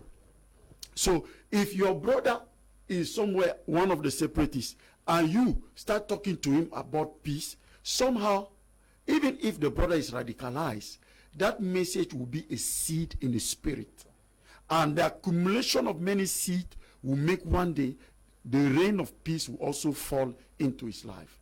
So I believe this is one thing we should start making as propaganda. That is, we as individuals, as people, we should learn. It's not only at the level of the pastors, but we should start talking peace among ourselves. It's no more time for us to start looking at who to blame, who to apportion the blame. But let's come with a new speech, that is the speech of peace, so that even the people in the government, because there are some people who believe that the government has the monopoly of violence, that the government is not supposed to sit down and talk and negotiate. No. The government should also understand it is true they have the monopoly of violence, but time is time for peace. is a message of peace that should be going along. No more of these people did that, because this is what we need for now in the country. Okay. Yes. Should men of God also try to coin the messages, because already men of God are seen now along the lines of either pro-government and pro-Amber. Should men of God actually take their neutral positions, like we talk of traditional rulers and a host of others? You see, what about men of God in this context, we are not actually specific. There are men of God coming from the restive regions who are victims of this particular crisis. They already have a stand. So if we are talking about men of God, we should be talking about the national territory. Okay. We should talk about national territory. I wish to ask that if we are talking about servants of God in the country, are we talking about those of the restive region? No, everybody. We are talking about the church. Good. We are talking about the church. Yes. But I will tell you that most of the people from the restive region are one way or the other affected by the crisis. That for us, first and foremost, to come to a consensus and work with them to comply to the demand that there should be a settlement of peace amongst the separatists and the state, many of them will not accept. I think we should be able to define the men of God in context, who are supposed to take over the responsibility to run along with the issue of peace. Because there are servants of God whose families have been killed. There are others who have died. There are others whose mothers have been killed. They are nursing bitterness against it, even though they may not come public to say it. How do you approach that kind of case? It's a bit different. So I think if we are talking about servants of God approaching this issue, we should be able to define the particular categories of servants of God who are approaching the case. How do we do this? First, the men of God who are already grieved as far as the crisis is concerned. It's only men of God that can bring them to a place of reasoning. So the government should use the ones who are not wounded to heal those who are wounded. That's the first thing. If a pastor approaches a pastor, it will be easier for that pastor to approach the family. Now, if the government, we are not saying that government should call us as a result of the fact that we cannot speak. The issue is the government has recognized almost every other sector in this country. They have called politicians and even TV panelists to come for national dialogue. Did you ever hear them call the church as a body to come there? What sort of disrespect and disregard is that for the church? We will not make ourselves too cheap because we want to solve a problem. The government has to recognize the fact that the church is of great value to the country. And when they are making their programs every time in this country, they should coin the church and give the church a seat in that program. We are not desperate to participate in solving the crisis. If they recognize our importance, they should get to us and seek our consent. That is the respect we deserve. We are not asking their money. The church in this country is not that hungry. They cannot sponsor ourselves to go and deliberate on crisis. But I think that recognition, that if they are serving an invitation for other societies and civil and bodies in the country, they should serve the invitation for the church, recognizing the church. That's what we are talking about. Now, how does the church get into this crisis? It's as simple as ABC, Mr. Liu. When we are solving crisis in the country, we cannot say everything on television. Most of the things that are used to solve crisis, as a matter of fact, are not publicly displayed.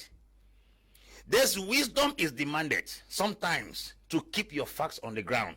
Only go into action. If the government saw the servants of God as a weapon in this country, they were supposed to have worked with them on the ground. If they make it public, the opposite can automatically know. If you are coming from the government, it means you have taken bribe, of which we might not have taken bribe.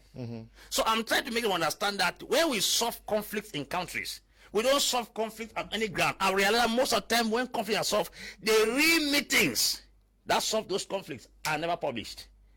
But we say almost everything on air. Foul gas is on air in Cameroon. We cook cocoa is on air. The minister is going to Kumba is on air. That is not how they solve conflict in countries. If the government has to use the men of God in this country, they must make it appear neutral. Madame Ngo, est-ce que vous avez l'impression que si l'État et puis vous aussi les politiques et la société civile confiaient la tâche à l'Église, objectivement, ils peuvent réussir à je sais pas, éteindre le feu qui s'abat sur le Cameroun? Est-ce que l'Église peut le faire? En tant que chrétienne, je crois que oui. En tant que chrétienne, je crois que l'Église a la capacité d'éteindre le feu. Parce que si on a affaire, comme je le disais tantôt, aux vrais hommes de Dieu, ornés les bonbons pasteurs, comme on dit, et qu'ils se mettent ensemble, parce que ça c'est très important. Parce que vous aurez ceux qui vont prier pour la plaie et ceux qui vont prier pour leurs intérêts personnels. Mais s'ils se mettent ensemble, qu'ils savent qu'ils sont en symbiose, je crois et je suis convaincue qu'on aura une solution. Parce que, je le disais tantôt, n'oubliez pas que la population du Nozo est une population assez chrétienne. C'est-à-dire, la population, ils ont l'amour de Dieu et ils ont le respect de son frère, le respect de son vis-à-vis. Donc, moi, l'église dans laquelle je suis est une église pratiquement anglophone. Donc, ce qui veut dire que c'est les gens qui savent servir Dieu, qui savent le respecter et qui ont sa peur. Donc, ce qui veut dire que si on a affaire à des vrais, parce que quand on va dire ça, que les gens nous organisent, qu'on appelle les pasteurs, on va aller appeler mon cousin qui est pasteur là-bas au village, qui est d'accord avec moi, parce que ce sera la même chose que le dialogue national. C'est-à-dire, on appelle les pasteurs qui sont d'accord avec nos pensées, sans regarder, faire l'équilibre. Il faut les pasteurs un peu neutres, les pasteurs qui demandent juste le cessez-le-feu, parce que c'est ça qui est important. Et maintenant, quand il y a le cessez-le-feu, les pasteurs qui demandent un vrai dialogue. Moi, je suis convaincu que ça peut marcher. Mais alors, pour qu'on en arrive là, c'est ça le problème. Donc, le problème sera, comment allons-on organiser ça? Ce sera toujours une sortie de grosses voitures, de toujours nos impôts qu'on va toujours sortir pour dire, bon, tel pasteur doit avoir 5 millions pour son déplacement et tout, et tout, et tout. Pour le carburant, ok. Oui, pour le carburant. Et à la fin, c'est notre argent qui va toujours sortir et pendant que nous mourrons de faim, il n'y aura pas la fin de la guerre. Okay. Apostle Collins is asking if there is a part 2. Then I'll be there. There is going to be a part 2 because in these 2 weeks I'm going to do 3 editions for Men of God on this crisis. Let us discuss with Cameroonians on what the men of God can do to solve or to help solve the crisis. Mr. Leo, good evening to you and your panel. You are doing a wonderful job to put this country on rails. This government knows what to do, but she has taken her stance to end the war with the barrel of the gun. It's not like the government doesn't know what to do. Mr. George is writing from Douala here. Good evening, Mr. Leo. Yes, it is true. The church should be given a chance to end the crisis, but since Archbishop Emeritus Christian Cardinal Tumi started crying of dialogue, has his request been granted? Okay, he says we greatly appreciate your program here in DOP. Good evening to everybody watching us from DOP and to the Senior Divisional Officer from Ketunja, Ketong Henderson. Okay, good evening, Mr. Liu. Barry, let all the pastors call for an open carry across all the territory of Cameroon by 12 p.m., invoking the power in the name of Jesus to the freedom of the land. Mr. Roland, writing from Douala in Bonaberi, Monsieur Liu is Nozo, not hate speech. Nozo means northwest and southwest regions. This one, it says there is a separation between church and state. Okay. Good evening to you. Stop the calls. When you call, I can't read. Good evening, Mr. Kum. The church should do its job without being in politics. The panelists are not being true to themselves. Okay. Mr. Liu, please tell the pastors to come together like one and discuss a solution hand to the head of state and the separatists with their signatures as well as the press. Von Augustine is writing from Bamenda. Somebody, Atta, is writing from Bamenda asking me to give the apostle's number to you. Just write to me after the program. I will send you his number. Good evening, Mr. Leo. The truth is only God's intervention will help this nation, because the big government officials don't want this crisis to end. Okay, David Ngome is writing from Limbe. God bless you, Mr. Leo. This program is great. The truth is that the church or men of God can make meaningful contributions to solving this problem if they are officially invited by the government. Secondly, the men of God need to unite to have one voice, and this way, with or without an invitation, they can influence the nation. Pastor Cho Clovis is writing from Bamenda. Good evening to you, sir. Good evening, Mr. Liu. I think the men of God should not wait on the government to do the right thing. The men of God should take the lead. Then the government will accompany them. John is writing from Bamenda. Good evening, Mr. Liu. Let the government solve the problem and all will be fine. Immaculate is writing from Boya. Good evening, Mr. Liu. I really love your program. Keep on that spirit. Thank you very much. Like it or not, God has nothing to do with this crisis. He can't solve it. Same as the devil, he has nothing to do with the crisis. He can't solve it either. This is a man-made and only we can solve it. This is Sam Vincent writing from Boyak. This goes to Apostle Ambe. How do you expect the devil to invite the Holy Spirit? Okay.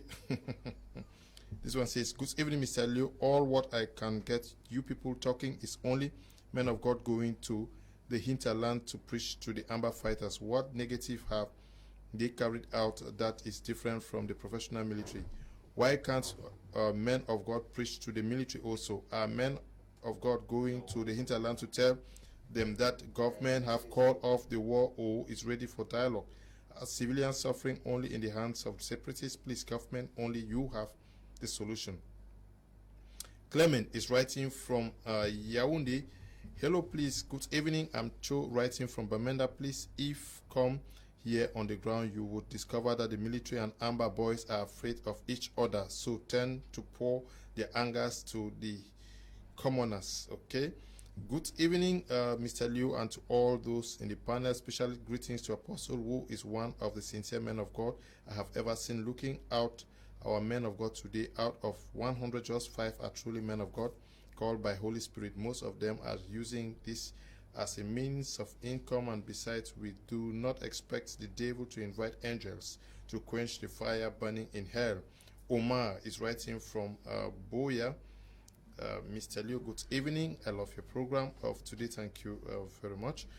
Good evening, Mr. Leo. The men of God have done their best. The government is with a lot of the church will keep on praying. The end time of the top jobs in Cameroon is near. Fred is writing from Fred Fang, writing from Tico. I want us to look at the last topic for tonight, which has to do with the elections, presidential elections in Cote d'Ivoire, that has seen the victory of Draman Ouattara Alassane. He won the landslide victory with 94% of the vote. But just to tell our televiewers that I'm sure by Friday we are going to do another edition. Either Thursday or Friday we are going to do another edition with Men of God here. And then next week we are going to do another edition with Men of God here. They say they have been silenced. Their voices have not been heard enough as far as finding a solution to this crisis is concerned. At My Media Prime TV, we give chances to everybody to come and talk. If you think that you people have a problem in whatever sector and you want people to hear about it, call me, tell me, I'll invite you guys here to talk. Tomorrow, possibly, I'm expecting the people of Mutengene from the 2 camps who are fighting on the land, Bonganjo land or Isbuinga, whatever. I said last week that I'm expecting them here in the studio, the 2 camps, to come and let us clear the air and make peace, because people are suffering when 2 elephants are fighting. So I expect the people of Mutengene to be here tomorrow. And wherever you are, if you have problems, please let us know. The head teachers in Kumba are complaining that their running credits are being chopped off by SDOs, the DOs, and other finance controllers, and that they are receiving just a pinch of what is coming from Yaoundé. One day we are going to be receiving the head teachers here to explain and tell the world what is happening. The students of GBHS EDEA are complaining, especially Anglophone students, who say that they pay PTA fees and they don't have enough teachers to teach them, and there are lots and lots of problems in EDEA. If God permits, I'm going to come down to EDEA to also find out what is happening. We need to give opportunity to everybody to say what they are going through. But now, Alassane Ouattara winning with 94% of the votes in Côte d'Ivoire. Is it to say that after Jesus Christ is Ouattara in Côte d'Ivoire? Was there an election in Côte d'Ivoire? That's the first thing we have to ask. The persons who were supposed to contest with Ouattara, François Afin-Guessam of the Bagbo's party, and Konam Bidied, who has once been the president of Côte d'Ivoire, were not part of that election. It is Konan Kodio Beteng. That was a young man of 51 years old. That was the only party that contested with Ouattara, scoring 2%, and then they gave 1% to Konam Bidied and 1% to Afin Guessam, who refused to contest for elections. When the Electoral Commission was consulted that a lot of polling stations did not participate, they said out of 22,381 polling stations, only 50 did not vote. Thief, I say again, Electoral Commission of Côte d'Ivoire, thief. Number two, you send out 35,000 police people into the city and other parts of the country to control elections. Will you have an electoral body to control elections or police people? Another act of theft. So you to have scored 94%, it has never occurred. I think because of what has happened in Côte d'Ivoire, I will be happy to say there's some democracy in Cameroon. Because I've never seen an election where even if the landslide victory is what, a president scored 94%. And I heard what one of his interview was saying that Côte d'Ivoire is still a young nation. If a country has been up to 60 years is still a young nation, it means all the 60 years old persons in Côte d'Ivoire will greet you as newborn babies. Because your minds and your faculties are like the faculties of a child. You call an old country which is 60 years, you say it's still a young country coming up, and we're cutting Angela Merkel. Angela Merkel, what she's doing in Democracy, have you done in Côte d'Ivoire? I don't think that thing that was done in Côte d'Ivoire is an election. 9 persons have died on Saturday after the elections took place, and more persons have died as the days are going by. How can a man who came to power and was given the opportunity to rule for 2 terms by 2016 change the constitution and then decided to go for a 3rd term, which was even against the constitution? All the political parties that were opposition denied to go for elections. You decided to go and were voted alone. 23% of the stronghold of the political parties there were no elections. Many people were being humiliated and beaten at the voting site because they wanted to keep you in power as a stooge. What they are keeping Ouattara to do in Côte d'Ivoire is just far beyond Côte d'Ivoire. It's the entire West Africa. Okay, you followed the elections results, and to say that Ouattara is extremely loved by his people. This is a Soviet Union kind of result. Okay. I remember they used to get this kind of result during the Soviet Union times. No, we should stop this kind of move. As a man of God, I believe the Bible says in Matthew 26:52, he who killed by the sword will die by the sword. And looking at how things are unfolding, I'm seeing that what Ouattara did to Gbagbo is the same thing that will happen to him, because the way things are going, the crisis that they had in 2010 before Ouattara came to power, that's the same crisis taking place now 10 years after. So the same demons are coming back because that man took the power that way. So he too has to leave the power the same way. So it's no news, it's not a new thing for some of us who are looking at it. But we are seeing Africa 60 years after the independence. It's a shame that we still look at these kind of things. It's a big shame. We are grown up, we are in the era of technology, we're in the 21st century. What happens in Côte d'Ivoire at the very minute is known in Cameroon, is known in the US. So we don't see it possible that African leaders, some of the African leaders are still behaving as if we are still in the 20th century, that they will manipulate the mind of the people, they will hide things and come and declare what they want. There are many people who have been taking videos in the police station and sent to the people so that population can see what really took place during that election. So for me, it's a shame and a disgrace. Okay, c'est shame and a disgrace. Madame Go, ok, c'est pas. Hein, non, Ngo n'est pas un nom. Ngo Bateki. Voilà. Oui, c'est Marie-Ange. Oui. Ok, Marie-Ange, oui. Quelles leçons pour la démocratie africaine? Est-ce qu'il y a la démocratie en Afrique? Surtout la démocratie en Afrique, surtout dans les pays dits francophones. Je ne crois pas. Parce que nous avons été colonisés par la France et que au début, c'était normal parce que nous étions peut-être incultes et tout et tout. Maintenant, au lieu qu'il y ait un changement par rapport à ceux qui comprennent maintenant ce que c'est qu'un Africain, ce que c'est que l'intérêt d'un Africain par un Africain, on reste avec les vieillards qui étaient à l'époque de la colonisation et qui continuent à perpétuer cette colonisation. Donc du coup, il ne peut pas avoir de changement en Afrique francophone. On a un président qui a été élu il y a des années en Côte d'Ivoire et on l'a vu humilié, on a vu comment on l'a déshabillé. Moi, je vais vous dire, à l'époque, je suivais les débats panafricains, mais dès l'histoire de Gbagbo, je vous assure, je me suis demandé si Dieu existe dans la politique. Parce que c'était un vision où on voyait l'injustice. Aujourd'hui, vous pouvez imaginer, comme disait mon frère, mais le Cameroun a au moins eu, c'était soit 11%. 94% pour un pays qui est en guerre. Pour un pays où les gens sont en train de mourir à chaque instant. Il a gagné à 94%. Il y a de quoi révolter les habitants de la Côte d'Ivoire. Il y a de quoi révolter. C'est-à-dire, j'ai lu quelque part tout à l'heure qu'on a envoyé la force de sécurité arrêter Colambédier. Il a refusé de sortir. Parce qu'effectivement, s'il faut que l'histoire se répète comme on avait fait avec Gbagbo et tout et tout. Mais bon, moi, pour lui, je ne peux pas dire qu'il a ce qu'il mérite parce que s'il y a des choses aujourd'hui, mais bon, mais nous avons vu comment le président Gbagbo a été humilié.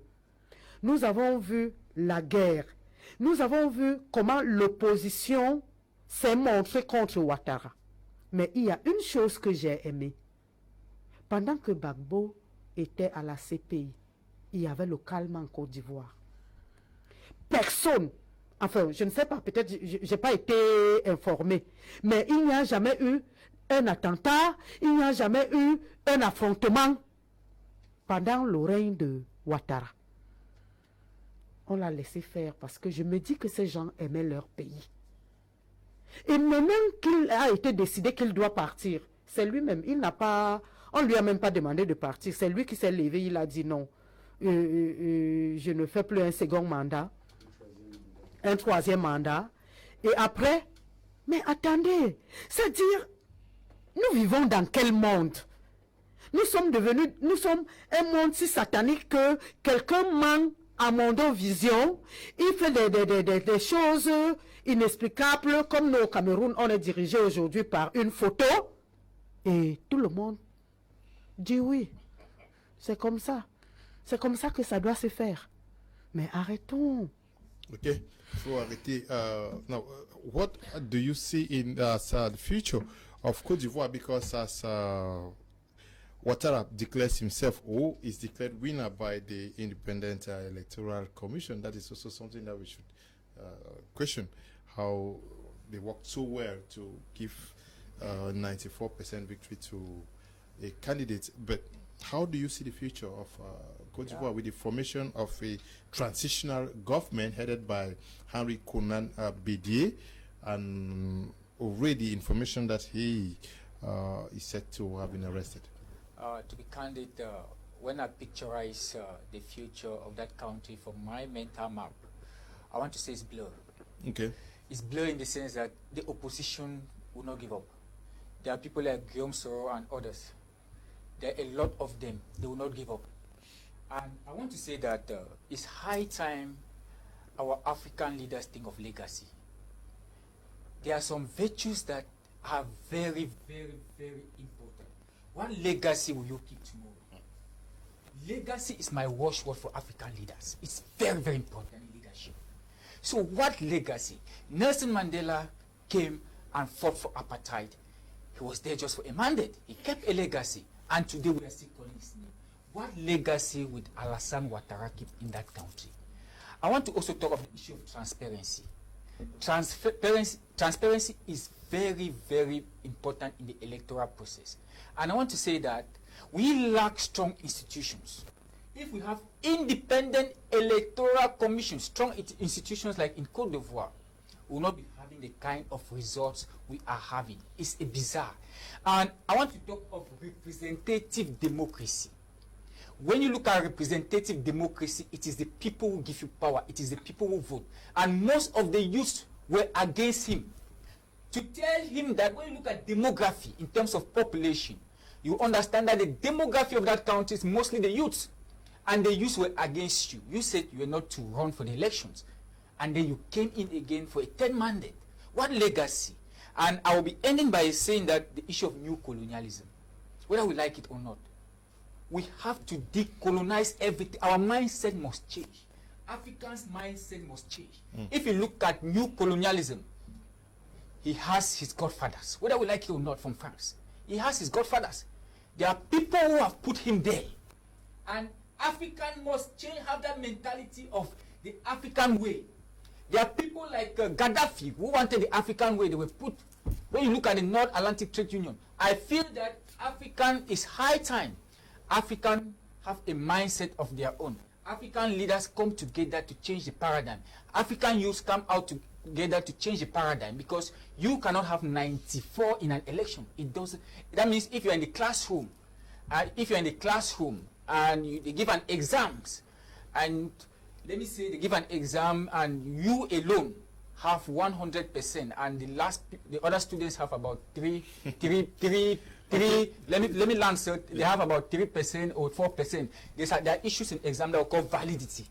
There's a problem of validity. The content, did you measure the content you wanted to measure? There's an issue of reliability. Was there consistency? Okay. And let me say, if another election is called up, you will see that there's a gap. Okay. And you'll be able to solve that problem. African leadership needs legacy. Okay. Unfortunately, we have to end here.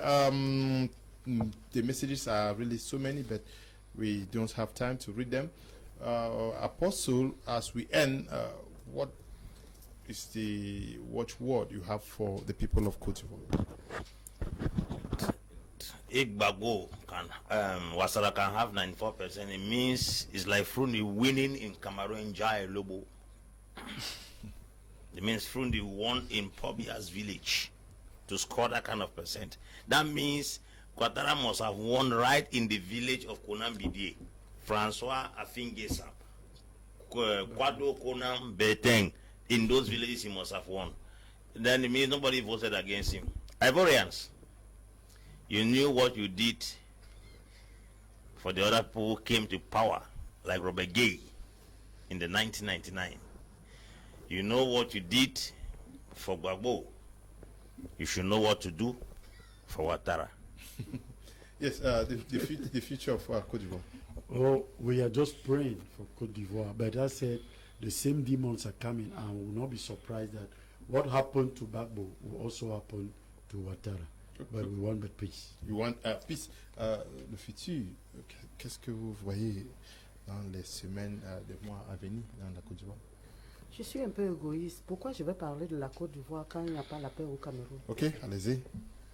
Moi, ce que j'attirerais l'attention, que ce soit des sécessionnistes ou bien de l'État, c'est de protéger les enfants qui vont à l'école, de protéger les enseignants, que si, par exemple, Kumba les a échappés et Kumbo les échappe aussi, qu'ils essayent cette fois-ci de mettre soit l'armée à l'entrée des périphériques des établissements pour protéger les enfants qui vont à l'école. Parce que si aujourd'hui on a décapité les enfants, Aujourd'hui, on a enlevé les enseignants. On ne sait pas ce que nous réserve le futur. Donc, au lieu de militariser le domicile du président élu Kamto à Yaoundé, qu'on enlève ces policiers qui sont là-bas et qu'on les installe devant les enfants pour protéger les enfants. En ce qui concerne la Côte d'Ivoire, ce sont les Ivoiriens. Okay, c'est eux qui doivent décider. Yes, the future.